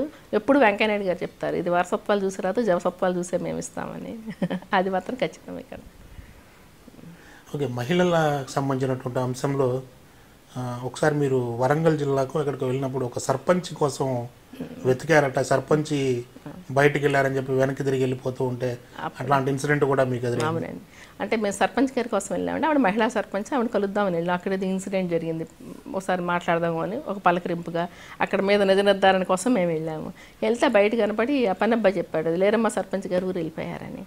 అదేంటి ఉన్నారని చెప్పారే అని మేము ఆలోచిస్తున్నప్పుడు తలుపు తీశారు ఒక ఆవిడ. చూస్తే ఆవిడే సర్పంచి, ఊరు వెళ్ళింది భర్త. చాలా ఆశ్చర్యపోయాం. ఇదేంటి మీరు సర్పంచ్ కదా, మీరే సర్పంచ్ అని చెప్పాలి, మీరు ఈ బోర్డు మీటింగ్ కానీ వార్డు మెంబర్స్ మీటింగ్ కానీ మీరే వెళ్ళాలి. ముందు మేము వచ్చిన విషయం మర్చిపోయి ముందు ఆవిడకైతే అదే ఉద్బాధ చేసాం మేము. ఆ విధానం ఇంచుమించు 2012-13 కానీ ఇప్పటికి మారింది. మహిళలు రిజర్వేషన్లో వచ్చినప్పటికీ కూడా పూర్తిగా వాళ్ళదైన ఒక ఆలోచనని వాళ్ళదైన ఒక శైలిని ప్రదర్శించడానికి అయితే మాత్రం సిద్ధపడుతున్నారు. అంటే ఇప్పటికీ ఆ ఆనవాయితీ కొనసాగుతూనే ఉంది కొన్ని చోట్ల అవుతుంది, కొన్ని చోట్ల గ్రామాల్లో అవుతుందండి. ఒకవేళ అది మహిళా రిజర్వేషన్ అయినప్పుడు వాళ్ళ భార్యనో లేకపోతే వాళ్ళ కూతుర్నో. అంటే ఏమవుతుందంటే అప్పటి వరకు గృహిణిగా ఒక విధానానికి అలవాటు పడిపోయి ఉంటున్నారు. హఠాత్తుగా ఒక గృహిణి బాధ్యత నుంచి పూర్తి స్థాయిలో దాంట్లోకి వెళ్దామంటే అక్కడ అంత ప్లాట్ఫామ్ కూడా ఉండదండి. స్వీకరించడానికి కూడా అవతల వ్యక్తులు జీర్ణించుకోవడానికి కూడా సిద్ధంగా ఉండరు. ప్రాసెస్ అనేది స్లోగానే రావాలి. ఆ వస్తున్న నేపథ్యంలో కొంతమంది అయితే 1 సంవత్సరాలకు 2 సంవత్సరాలకు పూర్తి స్థాయిలో బాధ్యతలు తీసుకొని రావడానికి కుదురుతుంది. మరి కొంతమంది అలాగే భర్త సహకారంతోనే వెళ్ళిపోతున్నారు. అది కూడా అధిగమించాలి. ఎలాగంటే వీళ్ళకి కొంచెం శిక్షణ అవసరం అవుతుందండి. ఖచ్చితంగా గవర్నమెంట్ అన్నిటి మీద శిక్షణ ఇవ్వాలి, లీగల్గా ఇవ్వాలి, రైట్ టు ఇన్ఫర్మేషన్ యాక్ట్ ఇవ్వాలి, కన్జ్యూమర్ యాక్ట్ మీద ఇటన్నిటి మీద కనీసం శిక్షణ ఉండాలి. కరక్కాయ తింటే దగ్గు రాదని చిన్నప్పుడు తెలుసా, అలాగే కనీసం మహిళలకి ఏ యాక్ట్లు ఉన్నాయి, ఏ చట్టాలు ఉన్నాయి అనేది కనీసం అలవోకగా తెలుసుకోవాలనేది అయితే నేను అభిప్రాయపడుతున్నాను. ఒక కంపెనీ సీఈఓకి కూడా ఏదైనా ప్రాబ్లం వస్తే మహిళ అయితే ఏం చేయాలో తెలియని పరిస్థితుల్లో పడిపోతున్నారు. ఆ ఒక్క చదువు ఒక్కటే ఉపకరించిన పరిస్థితి. మహిళలకి సంబంధించినటువంటి అంశంలో చాలా కోణాలు మీరు చర్చించారు. కానీ భారతీయ జనతా పార్టీలో కూడా మహిళల పట్ల కొంత వివక్షత ఉంది అన్న ఆరోపణ ఉంది. దీన్ని మీరు అంగీకరిస్తారా లేదా? అంగీకరించమండి. అసలు వివక్షత ఉంటే నిర్మలా సీతారామన్ గారు ఒక ప్రెస్టేజియస్ పోస్ట్ని ఆవిడ చేస్తున్నారు వాణిజ్య శాఖ మంత్రిగా. ఉమాభారతి గారు, సుష్మా స్వరాజ్ గారు, ఇవన్నీ కూడా గతంలో ఇంత మంచి మంత్రిత్వ శాఖలు మహిళలకు ఇచ్చిన దాఖలాలు. లాస్ట్ టైం కూడా సుష్మా స్వరాజ్ గారు పార్లమెంటేరియన్, ప్రతిపక్ష పార్లమెంటేరియన్గా ఆవిడ ఉన్నారు నేతగా. ఎక్కడ అటువంటి వివక్షత అయితే లేదండి. ఇంకా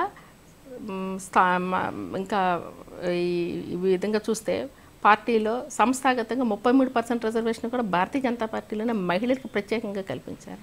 దానివల్ల కూడా కొంతమంది పార్టీలో ప్రత్యేకమైన బాధ్యతలు తీసుకోవటం, వాళ్ళల్లో మంచి ఉత్సాహం ఉంటే వాళ్ళు పెరగడానికి అదొక మంచి ప్లాట్ఫామ్గా ఉంది. అలా నేను స్టేట్ సెక్రటరీగా వచ్చాను. ఆ తర్వాత వెంటనే నేను ఒక మోర్చాకు రాష్ట్ర అధ్యక్షురాలు కాగలిగాను. నేనైతే మీరు మీ పార్టీని కాపాడుకోవడానికి వివక్ష లేదు అని చెప్తున్నారని ఫీల్ అవుతున్నాను.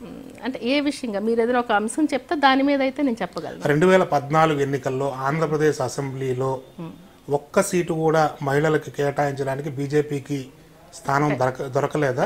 ఒకటి ఒక మహిళా అభ్యర్థి కూడా ఒక మహిళది కేటాయించారు. కాకపోతే అది పార్టీలో పనిచేసిన మహిళ కాదు.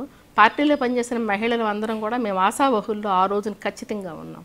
కానీ ఎన్ని ఇబ్బందులు, అప్పుడే రాష్ట్ర విభజన కావటం, ఆంధ్రప్రదేశ్ రాష్ట్రంలో ప్రజలందరినీ కన్విన్స్ చేసే బాధ్యత, 13 రాష్ట్రాలు ఏంటనేది ఒకసారి నైసర్గిక స్వరూపం చూసుకునే బాధ్యత, ఎన్నికల్లో వేరే తెలుగుదేశం పార్టీతో పొత్తులు, ఈ రాజకీయ సమీకరణాలు, ఇలాంటప్పుడు మాకు సీట్ వచ్చే పరిస్థితి ఎక్కడ కనపడలేదు.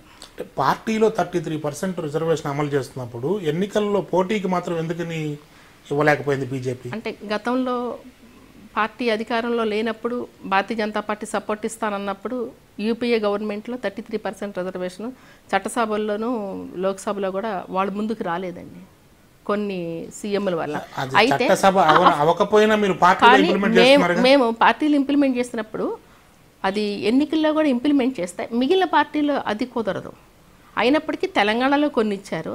ఆంధ్రప్రదేశ్లో ఆ రోజు పరిస్థితి మాకు ఎలా అయిపోయిందంటే, ఎంత ఆశావహుల్లో మేము ఉన్నప్పటికీ కూడా పార్టీ బలపడటం, పార్టీకి ఇచ్చిన అభ్యర్థులు నెగ్గించుకోవటం, ఆంధ్రప్రదేశ్ అభివృద్ధి ఖచ్చితంగా ఏదైతే ఆంధ్రప్రదేశ్కి ఈ విభజన సమయంలో ఇచ్చే ఆ హామీలన్నీ నిలబెట్టుకోవాలంటే పూర్తి స్థాయిలో మేము కొంతమంది ఇలా ఆశావహులు అందరం కూడా ఎట్టి పరిస్థితుల్లోనూ పార్టీ నిర్ణయానికి మేము కట్టుబడి ఉన్నాము.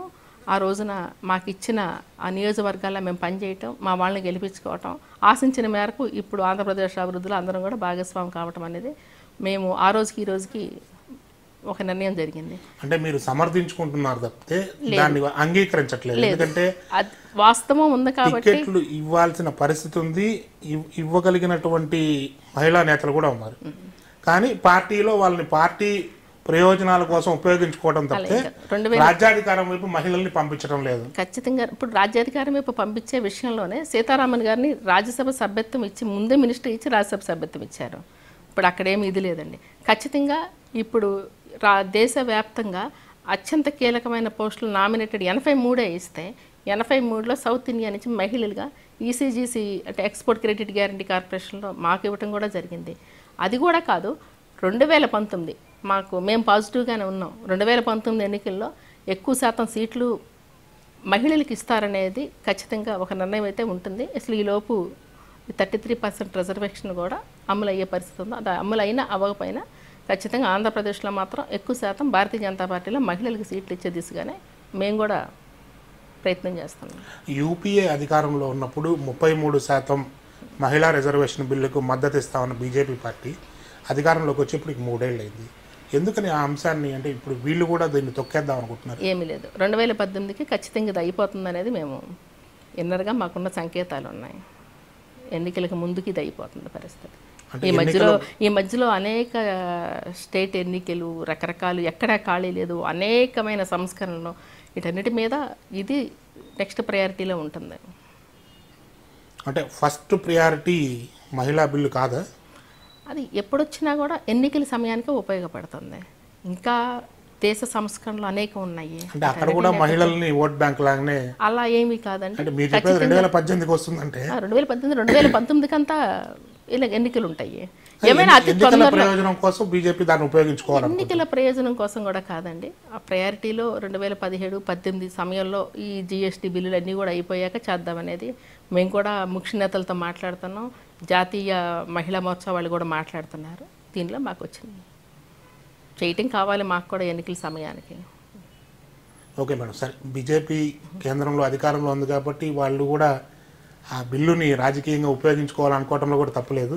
అది రాజకీయం కంటే కూడా ఉపయోగపడాలి. కాదన్నా రాజకీయంగా 2019 ఎన్నికలకు ఒక శక్తిగా మహిళా బిల్లు పెరుగుతుంది, ఖచ్చితంగా బీజేపీకి మారుతుందని మీరు విశ్వసిస్తున్నారు? అవునండి, ఖచ్చితంగా. ఓకే, మహిళలకు సంబంధించినటువంటి అంశంలో ఈ రాష్ట్రంలో దాదాపుగా ఒక 5 సంవత్సరాలు రిషితేశ్వరి సంఘటన కావచ్చు, అంతకుముందు అయేషా మీరా సంఘటన కావచ్చు, అవును, వరుసగా చూస్తూ ఉంటే ప్రొటెక్షన్ ఇవ్వటంలో పోలీసు ఫెయిల్ అవుతుందా, లేదంటే దాడి జరిగిన తర్వాత కూడా ఆ జరుగుతున్న విచారణని పూర్తిగా డైవర్ట్ చేసే విధానంలో నడుస్తోందని భావిస్తున్నారు మీరు? అంటే ఒక్కటైతే మనం తీసుకోవాలండి. అంటే మీరు అడిగిన దానికి మూలాల్లోకి వెళ్తే, ఒకప్పుడు మా చిన్నతనంలో ఎక్కువగా ఉమ్మడి కుటుంబాలు ఉండే. ఉమ్మడి కుటుంబాల్లో ఆ తల్లి తండ్రి కాకుండా ఆ తర్వాత ఆ పై తరాలు కూడా వాళ్ళుండే అనుభవాలను ఏదో ఒకటి మగపిల్లలకి ఆడపిల్లలకి రంగరిచ్చి మాటల్లో వచ్చేసాయి. ఒక చిన్న క్రమశిక్షణ అనేది ఖచ్చితంగా వచ్చేసేది. అలాగే ఆ ఉమ్మడి కుటుంబాలే కాకుండా మధ్యాహ్నం పూట మహిళలందరూ కూడా ఒక ఇంట్లోనే ఎక్కడో చేరి ఏదో కార్యక్రమాలు చేసుకుంటా వాళ్ళల్లో ఉన్న ఇబ్బందుల్ని ఇంటరాక్షన్లోకి పరస్పరం పంచుకునేవారు. ఓ సలహాలు వచ్చేసాయి. ఆ వ్యవస్థ పూర్తిగా కోల్పోయాం. సాయంత్రం పూట గ్రామాల్లో పెద్దలందరూ ఒక చోట కూర్చోవటం, ఆ గ్రామాలకు సంబంధించినవన్నీ కూడా రాజకీయాలకు అతీతంగా చాలా చక్కటి ఆరోగ్యకరమైన మానసిక శక్తి ఉండేది అప్పుడు. అవి క్రమేపీ కోల్పోయి ఇప్పుడు తల్లిదండ్రులు జీవన వేగంలో హడావుడి పడిపోతున్నారు. పిల్లలు కూడా ఒక సైకలాజికల్గా వాళ్ళకి సోషల్ రెస్పాన్సిబిలిటీ కానీ కుటుంబంలో బాధ్యతలు కానీ అవన్నీ కోల్పోతున్నారు. ఆ కోల్పోయినప్పుడు పూర్తిగా ఒక 2-3 దశాబ్దాల నుంచి వచ్చిన ఒక వికృతమైన మనస్తత్వానికి పైశాచిక పరాకాష్టే ఈ సంఘటనలన్నిటికీ మూలం అనేది నేను నమ్ముతున్నాను. అదే కాక నిఘా వైఫల్యం అనేది చాలా ఎక్కువ ఉందండి. మన దేశంలో సీసీ కెమెరాలు చాలా ఎక్కువ కావాలి. ఆ రోజున ఇంచుమించుగా ఐటీ హబ్బుల్లో పనిచేసే మహిళలకి ట్యాక్సీ క్యాబ్ డ్రైవర్లు సైతం వాళ్ళు అత్యాచారాలు చేసి వాళ్ళని చంపేసిన సంఘటనలు ఎన్నో ఉన్నాయి. సీసీ కెమెరాల వైఫల్యం చాలా ఉంది. అలాగే పోలీసు యంత్రాంగం కూడా వీళ్ళు ఇమ్మీడియట్గా అవి తీసుకొని టేకప్ చేసి దర్యాప్తులో చాలా జాప్యం జరుగుతుంది. అప్పటికి ఇప్పటికి ఎప్పటికీ దర్యాప్తు, ఎందుకంటే సరైన పోలీసు టీము మాకు సరిపడా సంఖ్య సభ్యులు ఉండట్లేదు పోలీస్ ఆఫీసర్స్ అనేది వాళ్ళు చెప్తున్నారు. మహిళా పోలీస్ స్టేషన్లు కానీ ఆ ఎంక్వైరీ ఆఫీసర్గా ఒక మహిళని వెయిటింగ్ కానీ ఇటువంటివి కూడా మృగ్యమైపోయినాయి పూర్తిగా. ఇదే కాకుండా మనకి ఒక మహిళా కేసు వస్తే సంవత్సరాల తరబడి నలగటం. మేమేమంటున్నాం, ఎన్నోసార్లు మేము మెమరాండమ్స్ ఇచ్చినప్పుడు ఫాస్ట్ ట్రాక్ కోర్టులు ఏర్పాటు చేయాలి. మహిళలకు సంబంధించిన ఆస్తి వివాదం అవ్వచ్చు, ఆత్మరక్షణ వివాదం అవ్వచ్చు, లేకపోతే హత్య కానీ ఆకృత్యాలు కానీ లైంగిక దాడులు ఏదైనా సరే 90 రోజుల నుంచి 120 రోజుల లోపల ఫాస్ట్ ట్రాక్ కోర్టులో విచారణ పూర్తిగా అయిపోయి ఒక సంఘటన జరిగినప్పుడు ఏదైతే హైలైట్ చేసి పత్రికలు, press, print media, electronic media ఇస్తున్నారో అటువంటి శిక్ష పడ్డప్పుడు వాళ్ళది కూడా అటువంటి క్యాంపెయినింగ్ చేయాలనేది కూడా మేము చెప్తున్నాం. అలాగే ఎల్కేజీ నుంచి పీజీ వరకు కూడా సైకలాజికల్ సబ్జెక్ట్స్ ఏమన్నా కంపల్సరీ సైకాలజీ లెసన్స్ ఉండాలండి. సోషల్ రెస్పాన్సిబిలిటీస్ ఉండాలి. ఎందుకంటే ఒక యాంత్రికమైపోయింది జీవన విధానం. కేవలం అక్కడ పెంపకం లోపాల మూలాల్లోనే తేడా వచ్చింది. అమ్మ ఒడి బడి గుడి అనేది ఒక వ్యక్తి మానసిక వికాసానికి చాలా దోహదపడతాయి. అమ్మ ఒడి కరువైపోయింది. ఈ మధ్యకాలంలో మోడీ గారు 12 వారాల నుంచి 26 వారాలకి ఈ మెటర్నిటీ లీవ్ ఇవ్వటం అనేది నేను చాలా సంతోషపడ్డాను. ఎందుకంటే సంపూర్ణమైన మాతృత్వపు విలువల్ని ఆవిడ బిడ్డకి ఇవ్వగలిగే పరిస్థితి కనీసం ఉంటుంది. మరి గుడిలో ఈ విధానాలు కూడా ఒక హరికథ, ఏ మతాలకు సంబంధించి ఆ మతమైన అటెండ్ అవ్వటం కూడా లేదు. అన్నిటికీ కూడా టీవీలు పెద్ద శత్రువులు అయిపోయినాయి. సోషల్ మీడియా, అలాగే ఈ ఫేస్బుక్లు, వాట్సాప్లు, ఈ ఫోనుల్లోనూ వీటిల్లో నేర్చుకునేదానికంటే పాడైపోయే తత్వాలు ఎక్కువ వచ్చేసినాయి. ఖచ్చితంగా మనం వీటిని రెక్టిఫై చేయాలి అంటే పోలీసు యంత్రాంగంలో ప్రత్యేకమైన ఫోర్సుల్ని పెట్టాలి. ఆడపిల్లలకి మగపిల్లలకి ఎక్కువగా మనం బాగా పెంచుకోవాలి. మగపిల్లలకి ఎక్కువ జాగ్రత్తలు చెప్పాలి.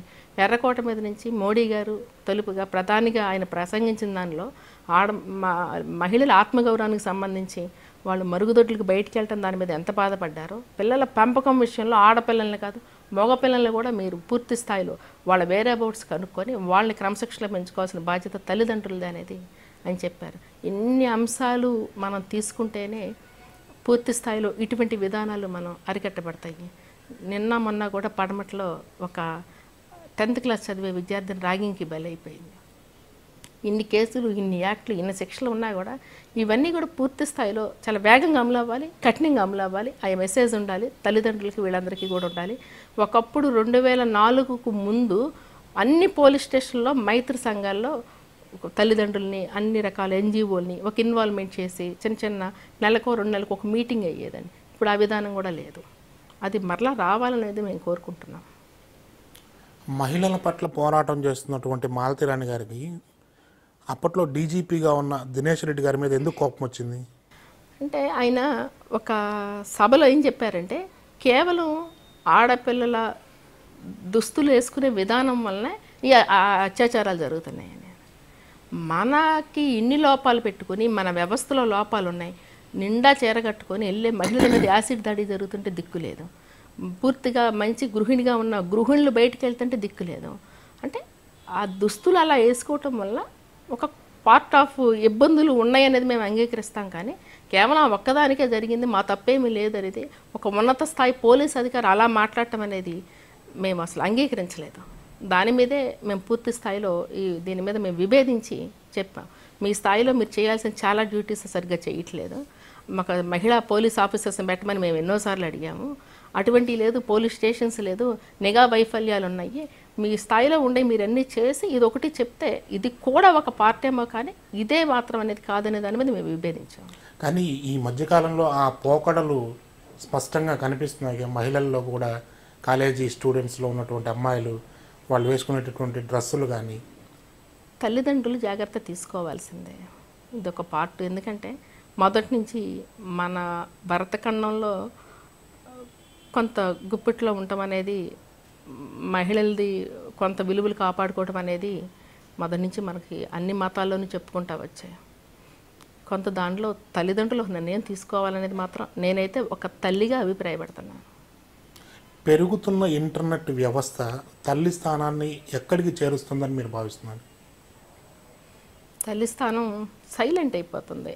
క్రమేపీ పిల్లలు వాళ్ళదైనా ఒక లోకంలోకి వెళ్ళిపోతున్నారు, యాంత్రికంగా ఉంటున్నారు తప్ప సమాజంలో తల్లిదండ్రులతోనూ ఇంట్లో వాళ్ళతోనూ వాళ్ళు పూర్తిగా వేరే ఒక వ్యవస్థలోకి వెళ్ళిపోతున్నారేమో అనిపిస్తుంది. దీని మీద ఎప్పటికప్పుడు తల్లిదండ్రులు ఖచ్చితంగా ఒక నిఘా పెట్టాలి, ఖచ్చితంగా పెట్టాల్సిందే. నిన్న ఒక లాయర్ కూడా మేడం, నేను స్ట్రైట్గా నేను అడుగుతున్న క్వశ్చన్ ఏంటంటే, ఈ పోర్న్ సైట్స్లో తల్లిని కూడా కించపరిచే విధంగా వస్తున్నటువంటి విజువల్స్ కావచ్చు, వీడియో క్లిప్పింగ్స్ కావచ్చు, వీటిని ఎందుకని మనం అరాడికేట్ చేయలేకపోతున్నాం, దీన్ని ఎందుకు అరికట్టలేకపోతున్నాం? దీని మీద పెద్ద ప్రయారిటీ ఇవ్వట్లేదని అభిప్రాయపడుతున్నానండి. ఖచ్చితంగా శిక్ష కఠినంగా ఉండి, అంటే ఇది నా పర్సనల్ ఒపీనియన్, వాళ్ళకున్న ఆధార్ కార్డు లాంటివి మొత్తం అన్నీ కూడా మనం శిక్షలో భాగంగా అవి కూడా వాళ్ళకి అది అంటే ఆధార్ కార్డుని అవన్నీ కూడా కట్ చేసేసి వీళ్ళకి శిక్ష కఠినంగా ఉండి, అటువంటి ఒక 10 శిక్షలు ఉంటే కొంత ఒక అలర్ట్నెస్ అనేది మిగిలిన వాళ్ళలో వస్తుందండి. శిక్ష సరిగ్గా లేకే ఇవన్నీ జరుగుతున్నాయి. ఇదంతా సోషల్ మీడియా అంటే చాలా సీక్రెట్గానో ఒక ప్రకృతి సహసిద్ధంగానో ఉండాల్సిన అంశాలన్నీ కూడా బహిర్గతం అవటం అనేది అసలు రాబోయే రోజుల్లో ఈ సమాజానికి అసలు మంచిదే కాదు. ఏదేమైనా శిక్ష కఠినంగా ఉండాలి, అది లేక ఇబ్బందులన్నీ. సైబర్ నేరగాళ్ళు చేసే అరాచకాలు, ఆ మహిళలు నలిగిపోయే విధానాలు ఎన్ని వస్తున్నాయంటే మార్ఫింగ్లతో కూడా వాళ్ళని కించపరిచే పరిస్థితి, సూసైడ్ల దాకా మహిళలు వెళ్ళిపోయే పరిస్థితి. దీనిలో మరి వీటన్నిటి మీద కూడా ఇంకా యాక్ట్ని తీవ్రతరం చేయాలి. దీని మీదకి ప్రత్యేకమైన పోలీస్ ఆఫీసర్స్ను, నిఘా ఆఫీసర్స్ను పెంచాల్సిన బాధ్యత ఖచ్చితంగా ఉంది.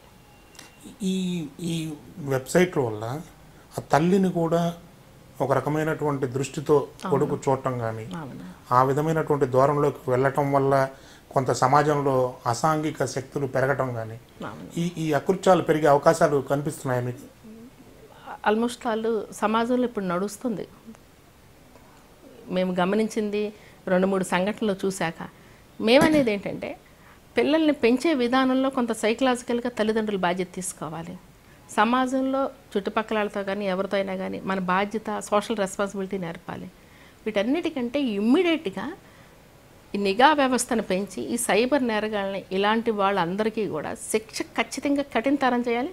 వాళ్ళకి కూడా సైకలాజికల్గా వాళ్ళు ఒక మానసిక పరివర్తన తీసుకురావాలనేది. ఇది ఏమిటంటే ఒక వికృత పోకడికి, అంటే పూర్తిగా వాళ్ళు గతంలో బాల్యంలో ఒక ఆటపాటలు లేవు, కార్పొరేట్ స్కూల్స్ అయిపోతున్నాయి.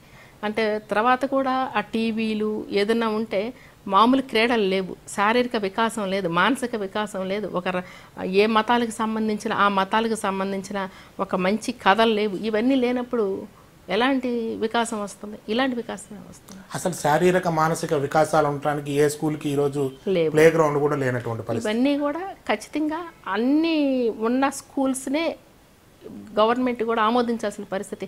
ఎన్ని అంశాల్లో జాగ్రత్తలు తీసుకుంటే మరలా ఒక నార్మల్ సమాజం, ఒక నార్మల్ జనరేషన్స్ వస్తాయి అనేది మనం అన్నిట్లోనూ చూసుకోవాలి.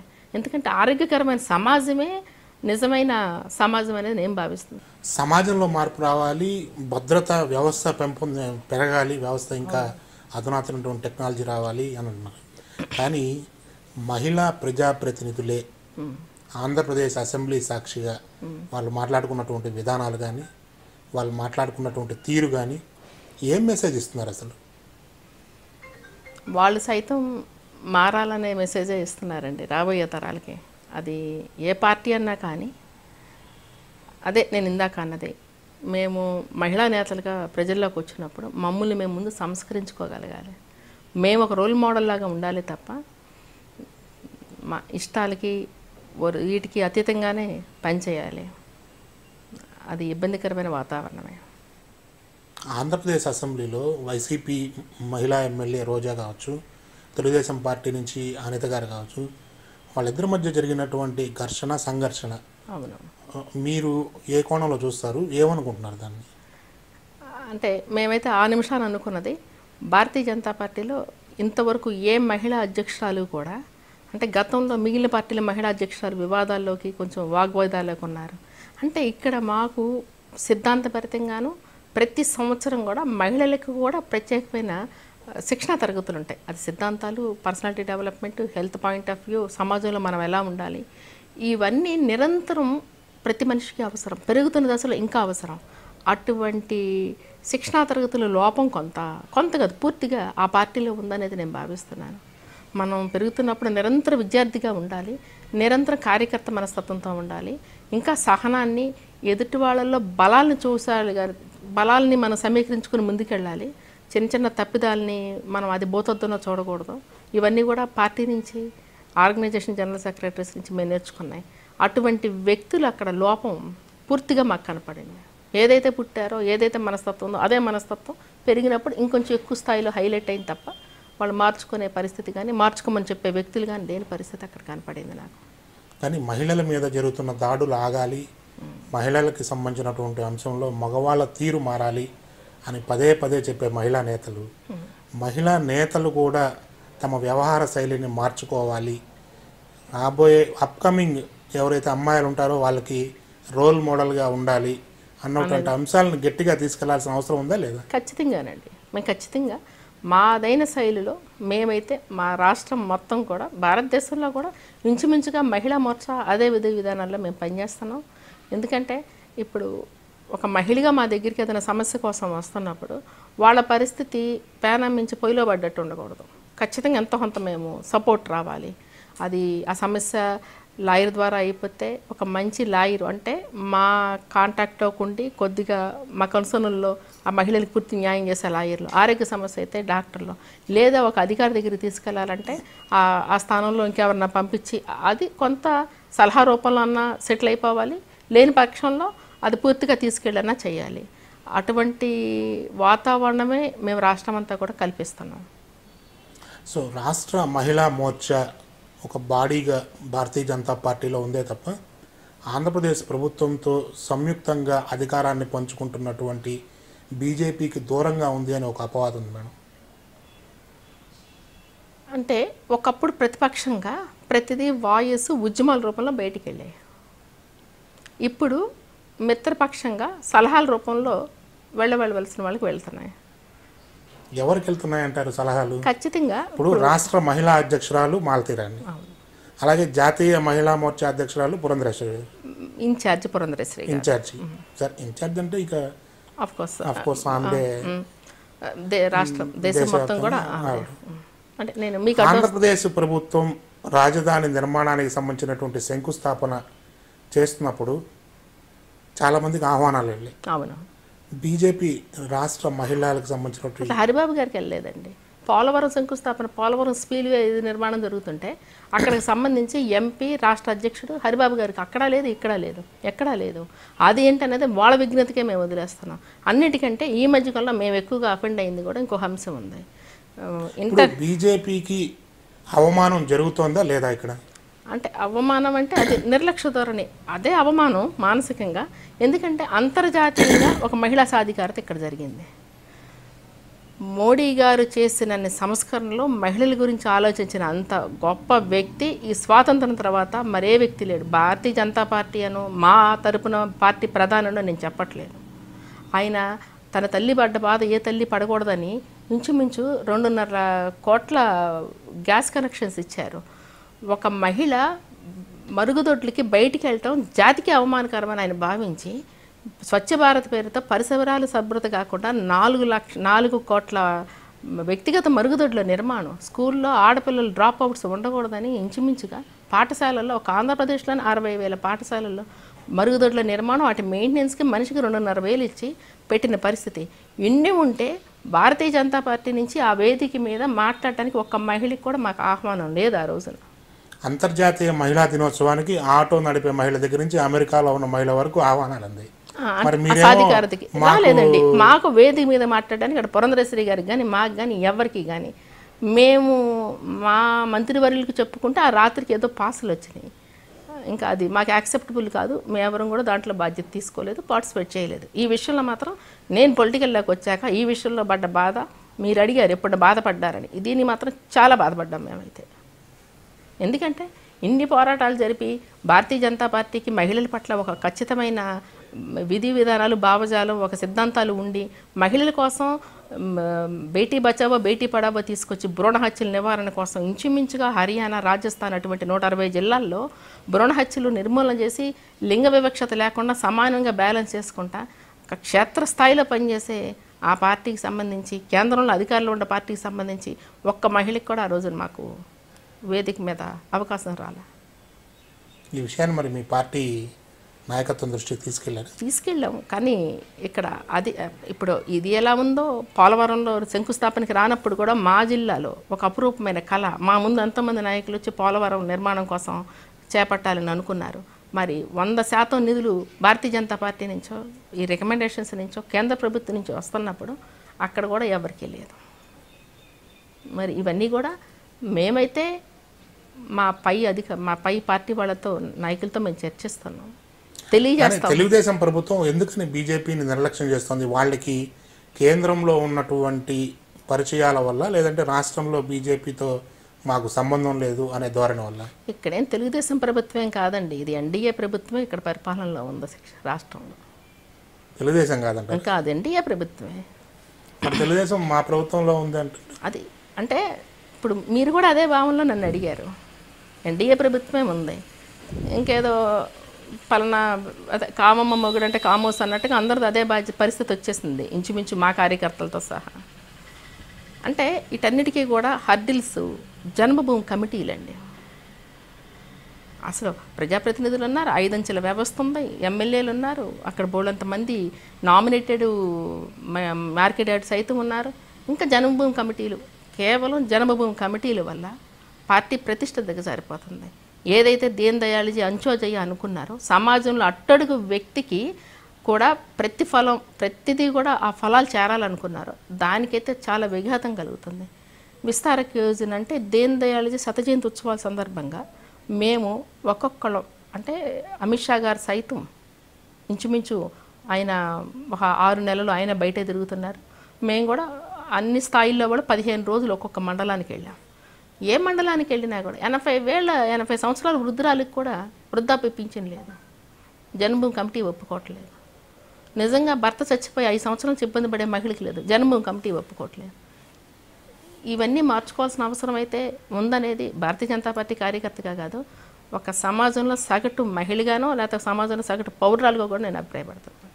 అంగన్వాడీ కేంద్రాల్లో కూడా రాజకీయ ధోరణిలోనే ముందుకు వెళ్తున్నాయి, అక్కడ కూడా రాజకీయ ప్రమేయం ఎక్కువగా కనిపిస్తుందని అంటున్నారు. మీరు ఒక సర్వే చేపడుతున్నారట, దాంట్లో ఏం కనిపిస్తుంది? అంటే మేము 2013లో పాఠశాలలో మరుగుదొడ్ల మీద ఒక సర్వే చేసామండి. అప్పుడు ఇంచుమించు ప్రతి 30 మందికి 1 యూనిట్ ఆఫ్ బాత్రూమ్స్ ఉండాలి, అంటే 2 ఉండాలి. 300 మందికి కూడా 1, 2 లేని పరిస్థితి. అసలు ఆ సర్వేలో వచ్చిన రిపోర్ట్ చూస్తే అసలు ఈ దేశాన్ని ఏమైనా బాగు చేయగలమా, ఒక బాధ వచ్చింది. ఏం చేయలేని పరిస్థితి కనపడింది. మోడీ గారు రావటం, స్వచ్ఛ భారత్లు చేయటం జరిగింది. కానీ ఈ మధ్య కాలంలో అంగన్వాడీలో అనేక అవకతవకలు జరుగుతున్నాయి, నిధులు సక్రమంగా రావట్లేదు అనేది మాకు కొంత అనిపిస్తుంది. అలాగే ఒక లాస్ట్ ఇయర్ మేము ఒక గిరిజన హాస్టల్, ఎస్టీ హాస్టల్కి సరే వెళ్ళాం. అక్కడ ఇది ఇన్సిడెంట్ జరిగిందని. ఎంత లోపభూయిష్టంగా ఉందంటే రక్షణ కానీ వసతులు కానీ ఇవన్నీ. అప్పటి నుంచి మేము దీని మీద ఒక ఆలోచనలో ఉన్నాము. ఉండి ఇప్పుడు దీన్ దయాళ్ శత జయంతి ఉత్సవాల సందర్భంగా ఆయన ఏదైతే అంత్యోదయ అనే ఒక ఆశయ సాధన కోసం పాటుపడ్డారో, ఇవి బడుగు బలహీన వర్గాలకి మాత్రమే ప్రత్యేకంగా చెందాల్సిన అంగన్వాడీ కేంద్రాలు కానీ, ఎస్సీ బీసీ ఎస్టీ హాస్టల్స్ కానీ, దీని మీద 15 రోజులు మహిళా మోర్చా రేపు రాబోయే 20వ తారీఖున రాష్ట్ర పదాధికారుల సమావేశంలో నిర్ణయం తీసుకొని ఆగస్టు మొత్తం ఈ రెండింటి మీద సర్వేలు నిర్వహిస్తాం. మీరన్నారు అంటే మిత్రత్వంగా ఎవరికి ఇస్తున్నారని. ఇటువంటి సర్వేలు వచ్చినప్పుడు కలెక్టర్లకు ఒకటి ఇస్తాము, ప్రతి జిల్లాలోనూ ఇన్ని అంగన్వాడీ కేంద్రాలు ఉన్నాయి, ఎస్సీబీసీ హాస్టల్స్ అని. ఇట్లా ఇవి జరుగుతున్నాయి. ఆ తర్వాత ఒక 4-5 సీఎం గారి దృష్టికి తీసుకెళ్తున్నాం. అలాగే దీనికి సంబంధించిన మంత్రిత్వ శాఖ మేనకా గాంధీ గారికి ఇటువంటి పరిస్థితి చేస్తున్నాం. అది కాల్మనీ అప్పుడు కూడా పూర్తి స్థాయిలో మీ రాష్ట్రం అంతా మేము ఉద్యమించాము. కృష్ణా జిల్లాలో చాలా కీలకమైనటువంటి సంఘటన కాల్మనీ. అవును, కాల్మనీ అనే దాన్ని కేసుని చాలా పీక్ స్టేజ్లో డైవర్ట్ చేశారు, బాధితులని గురించి సరిగా పట్టించుకోలేదు, కొంతమంది కీలకమైనటువంటి వ్యక్తుల కోసం ఆ కేసును కూడా నీరుగార్చారన్నటువంటి ఆరోపణలు వచ్చాయి. కృష్ణా జిల్లాలో మీరు గత కొంతకాలంగా పొలిటికల్గా కూడా కొంత అవేర్నెస్లో చూస్తూ ఉన్నారు. ఏమనిపించింది మీకు ఈ కేసులో? జనరల్గా ఒక కాల్మనీనే కాదు, సత్వరం ఈ విచారణ అనేది జరగకపోతే ఎన్ని రకాలు మారడానికైనా అవకాశం ఉంటుంది. రాజకీయ ప్రమేయాలు ఇన్వాల్వ్ అవుతాయి, లోకల్ ఇన్వాల్వ్ అవుతున్నాయి, అన్నీ ఇన్వాల్వ్ అవుతాయి. కాబట్టి విచారణ అనేది సత్వరం, అంటే 90 నుంచి 120 రోజుల లోపల ఆ విచారణ అయిపోవాలి. ఆ బౌండరీలోకి ఎవరో కూడా రాకూడనంత దుర్భేదమైన విధి విధానాలని ఖచ్చితంగా అవలంబించకపోతే దేనికి న్యాయం జరగదు. ఇది కృష్ణా జిల్లా కాల్మనీ కావచ్చు, ఇంకోటి కావచ్చు. సో ఆ దర్యాప్తులో జాప్యం వీళ్ళేమో దర్యాప్తు జాప్యం కారణమేమో సరైన అధికారులు తగు నంబర్ మా దగ్గర లేదంటున్నారు. సంఖ్య సరిపడట్లేదు. కోర్టుకి వెళ్ళిపోయే కానిస్టేబుల్ ఒకళ్ళు అవుతున్నారు, లా అండ్ ఆర్డర్కి ఒకళ్ళు అవుతున్నారు. ఇట్లా మాకు సరిపడా యంత్రాంగం లేదనేది పోలీసు వ్యవస్థ చెప్తున్నారు. దీన్ని సమూలంగా మార్పులు చేపట్టాల్సిన అంశం ఇది. ఓకే మాలతిరాణి గారు, ఇప్పుడు తాజాగా ఈ ఎక్స్పోర్ట్ క్రెడిట్ గ్యారంటీ దీనికి మీరు డైరెక్టర్ అయ్యారు. అవునండి. ఈ రాష్ట్రానికి ఆ పథకం వల్ల లేదంటే ఆ విధానం వల్ల మనకు వచ్చేటటువంటి అవకాశాలు ఏమైనా ఉన్నాయా? ఖచ్చితంగా అండి. మాకు ఈ ఈసీజీసీలో నేషనల్ డైరెక్టర్ ఇచ్చినప్పుడు, అంటే మేము ఎక్కువగా ఈ మహిళల మీద అలవాటు అయినప్పుడు ఏ సోషల్ వెల్ఫేర్, మహిళా కమిషనో అటువంటిదైతే బాగుండదు అనిపించింది. తర్వాత ఆలోచించాం. మోడీ గారు ఒకసారి అన్నారు, నాకు కారు దుడిచే పని ఇస్తే నేను చాలా బాగా దాన్ని నైపుణ్యంగా చేసి మళ్ళీ నేను ఒక డ్రైవర్గా పెరగటానికి ప్రయత్నం చేస్తామనేది. అటువంటి విధి విధానాలు, ఆలోచన విధానాలని నేను ఫాలో అయ్యాను. మాకు కూడా కొద్ది కాలం ఎక్స్పోర్ట్స్ మీద అవగాహన ఉంది మా వ్యాపార నిమిత్తం. అలాగే మేము పూర్తిగా వ్యవసాయదారుల కుటుంబంలో నుంచి వచ్చాను. మళ్ళీ ఇంకో వ్యవసాయదారుల కుటుంబంలోనే కోడలికి వెళ్ళాను. ఎప్పుడో ఒకసారి చదివా, రైతు ఎప్పుడు తన ఆశల్ని, తన కోరికల్ని మరుసటి సంవత్సరానికి వాయిదా వేసుకొని కుటుంబాన్ని నడపడంలో రాజీ పడిపోయే వ్యక్తి అని. అంటే ఎంతమంది వచ్చినా రైతుల సమస్యలు అయితే మారట్లేదు. ఒక గిట్టుబాటు ధర కానీ, మోడీ గారు వచ్చాక ఫసల్ బీమా కానీ, ఈమెయిల్, ఈ మార్కెటింగ్ కానీ, అలాగే నేల సారవంతమైన పరీక్షలు కానీ, అన్నిటికంటే యూరియాది వేపపోత కోటడి కానీ కొద్దిపాటి మార్పులు అయితే సమూలంగా వచ్చినాయి. ఆయన 2022 నాటికి రైతుని ఆదాయాన్ని రెట్టింపు చేస్తామనేది ఆ విధంగా పావులు కదుపుతున్నారు. ఈ మేక్ ఇన్ ఇండియాలో ఈసీజీసీ ద్వారా నేనేం చేయగలను అనేది మేము కూడా ఒక ఆలోచన చేసి పూర్తిగా ఫామ్ టు ఫారిన్, అంటే రైతు పొలం నుంచి ఫారిన్కి, అంటే మనకి ఇప్పుడు ఆంధ్రప్రదేశ్లో 13 జిల్లాల్లో కూడా అన్ని ఎక్స్పోర్ట్స్ చాలా ఉన్నాయండి. అది పలాస జీడిపప్పు అవ్వచ్చు, అరకు కాఫీ అవ్వచ్చు, రోజువుడ్తో చేసిన వస్తువులు అవ్వచ్చు. ఈస్ట్ వెస్ట్లో ఈస్ట్ అయితే రావులపాలెం అది కంద, అరటి, శనగలు, రకరకాల రైస్ అన్నీ ఉన్నాయి. అలాగే వెస్ట్ గోదావరి అయితే ఇండియాలోనే ఆక్వా హబ్ అది. అలాగే కృష్ణా జిల్లాలో కూడా కొంతమేర అది ఉంది. ప్రకాశం జిల్లా గ్రానైట్ కావచ్చు, గుంటూరు మిర్చి, పసుపు, అల్లం కావచ్చు, అనంతపురం టమాటా కావచ్చు, అన్నిట్లో 13 జిల్లాల్లో కూడా ఇంచుమించు చిత్తూరు మ్యాంగో పల్ప్ ఇన్ని రకాలు ఉన్నాయి. వీటిల్ని అంటే ఎక్స్పోర్ట్స్ అంటే అదొక అందని ద్రాక్ష పండు లాగా చాలామందికి ఉండిపోయింది. చాలామంది ఎక్స్పోర్ట్ ట్రేడింగ్ అనేది చాలా కష్టతరమైనటువంటి వ్యవహారం. దీంట్లో మనం వెళ్తే మనం పెద్ద ఎత్తున లాస్ అవ్వాల్సి వస్తుంది. దాంట్లో మామూలు ట్రేడింగ్ లోనే ఆగిపోతుంది. ఎవరో ఒకరిద్దరు మాత్రమే తప్ప వెళ్తే ఆ ఒక్కళ్ళిద్దరే మొత్తాన్ని శాసించే పరిస్థితి ఉంటుంది. అలాంటప్పుడు మేం చేసిన ఆలోచన ఏంటంటే, ఇప్పుడు మనకి ఈ కంపెనీ స్టార్ట్ చేయటం, ఐఈసీ కోడ్ తీసుకోవటం, మన దగ్గరున్న వస్తువు అది ఏ కొబ్బరికాయలో నిమ్మకాయలో అయితే ఏ దేశంలో గిరాకీ ఉంటుంది అనుకోవటం, ఎక్స్పోర్ట్ క్రెడిట్ గ్యారంటీ మనకి అది ప్రీమియం తీసుకుంటే కనుక ఇన్సూరెన్స్ చేయించుకోగలిగితే క్రెడిట్ గ్యారంటీ ద్వారా మనం వేరే దేశంలోకి వస్తువులు పంపించినప్పుడు అక్కడ రాజకీయ ఇబ్బందుల వల్ల కానీ, లేకపోతే న్యాచురల్ కలామిటీస్ కానీ, ఇంకేదన్నా దొంగలు ఆ ధ్వంసం చేసి ఆ కంటైనర్ని లూటీ చేసినా కానీ 90% మనకున్న మనం పెట్టుబడి పెట్టిన డబ్బులు వెనక్కి వచ్చే పరిస్థితి ఈసీజీసీ ద్వారా ఒక వ్యక్తి లాభం పొందొచ్చు. అది కూడా చాలామందికి పబ్లిక్కి తెలియదు. ఐఈసీ కోడ్ తీసుకోవటం, కంపెనీని ఏర్పాటు చేయటం, ఏ దేశంలో మన దగ్గర ఉన్న వస్తువు గిరాకీ చూడటం, అలాగే పూర్తి స్థాయిలో వేరే కొత్త కంట్రీస్కి కూడా మనకున్న ప్రొడక్ట్స్ని ఇంట్రడ్యూస్ చేయటం, ఇవన్నీ కూడా కేంద్ర ప్రభుత్వం కూడా నిర్యాత్ బంధు అనే ఒక కార్యక్రమం చేపట్టి మొత్తం అవేర్నెస్ తీసుకొస్తుంది. కానీ దానికి కూడా ఒక స్థాయి పై వ్యక్తులే వెళ్తున్నారు. ఏ రోజైతే ఒక నార్మల్ మధ్యతరగతి వ్యక్తులు కూడా మన దగ్గర బియ్యం ఉంటున్నాయి, ఎవరో తీసుకెళ్తున్నారు, ఎవరో ముంబై వెళ్ళిపోతుంది, ఎక్స్పోర్ట్ అవుతుంది. ఆ ఎక్స్పోర్ట్ అనేది మనమే ఎందుకు ప్రారంభించకూడదనే ఒక ఆలోచన ఫార్మ్ టు ఫారిన్ అనేది మేము ఒక ఫెడరేషన్ లాగా ఏర్పాటు చేయటం. దానిలో భాగంగా ఇంచుమించుగా ఎక్స్పోర్ట్ ప్రమోషన్ కౌన్సిల్ నుంచి ఈ మొత్తం అంశాల మీద అవగాహన కలిగిన ఒక వ్యక్తిని, ఈసీజీసీ నుంచి ఎలా క్రెడిట్ రేట్ ఇస్తారు, ఈసీజీసీ నుంచి ఒక ఇన్సూరెన్స్ కనుక మనం చేసుకోగలిగితే మన ఐటెం విదేశాల్లో ఇబ్బందులు పడి డబ్బులు బయ్యర్ దగ్గర ఆగిపోతే ఈసీజీసీ ఎలా తోడ్పాటుగా ఉంటుంది అనే విషయం మీద ఈసీజీసీ నుంచి, అలాగే మనకి ఈ కస్టమ్స్ సంబంధించి పోర్ట్ ట్రస్ట్ నుంచి కూడా మనము అది కృష్ణపట్నం, విశాఖ వీటన్నిటి నుంచి కూడా ఆ కస్టమ్స్కి సంబంధించి ఐఆర్ఎస్ ఆఫీసర్స్ కొంతమంది వచ్చి సామాన్యమైన వ్యక్తులకి, అంటే ఇప్పుడే ఒక సంస్థ స్టార్ట్ చేసిన వాళ్ళు మా దగ్గర ఇంట్రెస్ట్ ఉందన్న వ్యక్తులకు వాళ్ళ ద్వారా వాళ్ళని మనం ఎక్స్పోర్ట్లో పెంచడం కోసం మొదటి మీటింగు మనకి ఎండోమెంట్ మినిస్టర్ గారి నియోజకవర్గం తాడేపల్లిగూడలో పెట్టాం. మించుమించు 470 మంది అటెండ్ అవ్వటం, ఒక 50 మంది ఇదే ప్యాషన్తో పూర్తిగా మా కనెక్టివిటీలో ఉండటం, వాళ్ళకి సంబంధించిన ఏ ప్రొడక్ట్స్ని ఎక్కడికి వెళ్ళాలనే దాని మీద ఆ నిపుణులు అందరూ కూడా వాళ్ళకి సలహాలు ఇవ్వటం కూడా ఇప్పుడు జరుగుతుంది. ఇదే విధానాన్ని రాష్ట్రం మొత్తం కూడా మేము ఒక మీటింగ్స్ కండక్ట్ చేయడానికి, ఏదైతే నాకు ఇచ్చిన పార్టీ బాధ్యతని నేను బ్యాలెన్స్ చేసుకుంటానే దీంతో కూడా పూర్తిగా లోకల్లో ఆ ఎమ్మెల్యేలు కానీ వీళ్ళతో కానీ మేము తీసుకొని ఎక్స్పోర్ట్స్ని, ఒకప్పుడు స్వర్ణయుగంలో 30% భారతదేశానికి సంబంధించిన ఎగుమతులు ఉండేవి, ఇప్పుడు 2% కూడా లేని పరిస్థితి అయిపోయింది ఎగుమతులు. అలాగే ఇప్పుడు 18 లక్షల కోట్ల వరకు ఎగుమతుల ద్వారా మనకు వస్తుంటే కేవలం 12% వ్యవసాయానికి సంబంధించినవి. ఎన్ని అద్భుతమైన వ్యవసాయ ప్రొడక్ట్స్ మన దగ్గర ఉండిపోతున్నాయి. ఈ అభివృద్ధి నవ్యాంధ్రలో కూడా అనేక ఎయిర్పోర్ట్లో ఎయిర్ కార్గోలు వచ్చే పరిస్థితి ఇప్పుడు మనకి.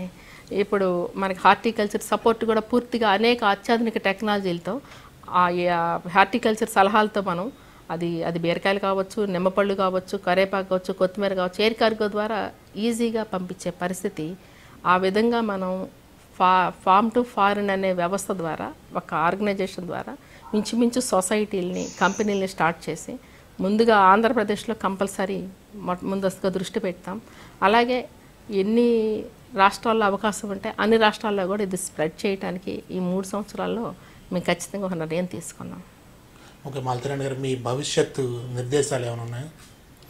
ఖచ్చితంగా పార్టీ ఆదేశిస్తే, మాకు ఒక అవకాశం ఇస్తే 2019కి మేము ప్రజాప్రతినిధిగా కంటెస్ట్ చేయడానికి పూర్తి స్థాయిలో ఆసక్తిగా ఉన్నాను.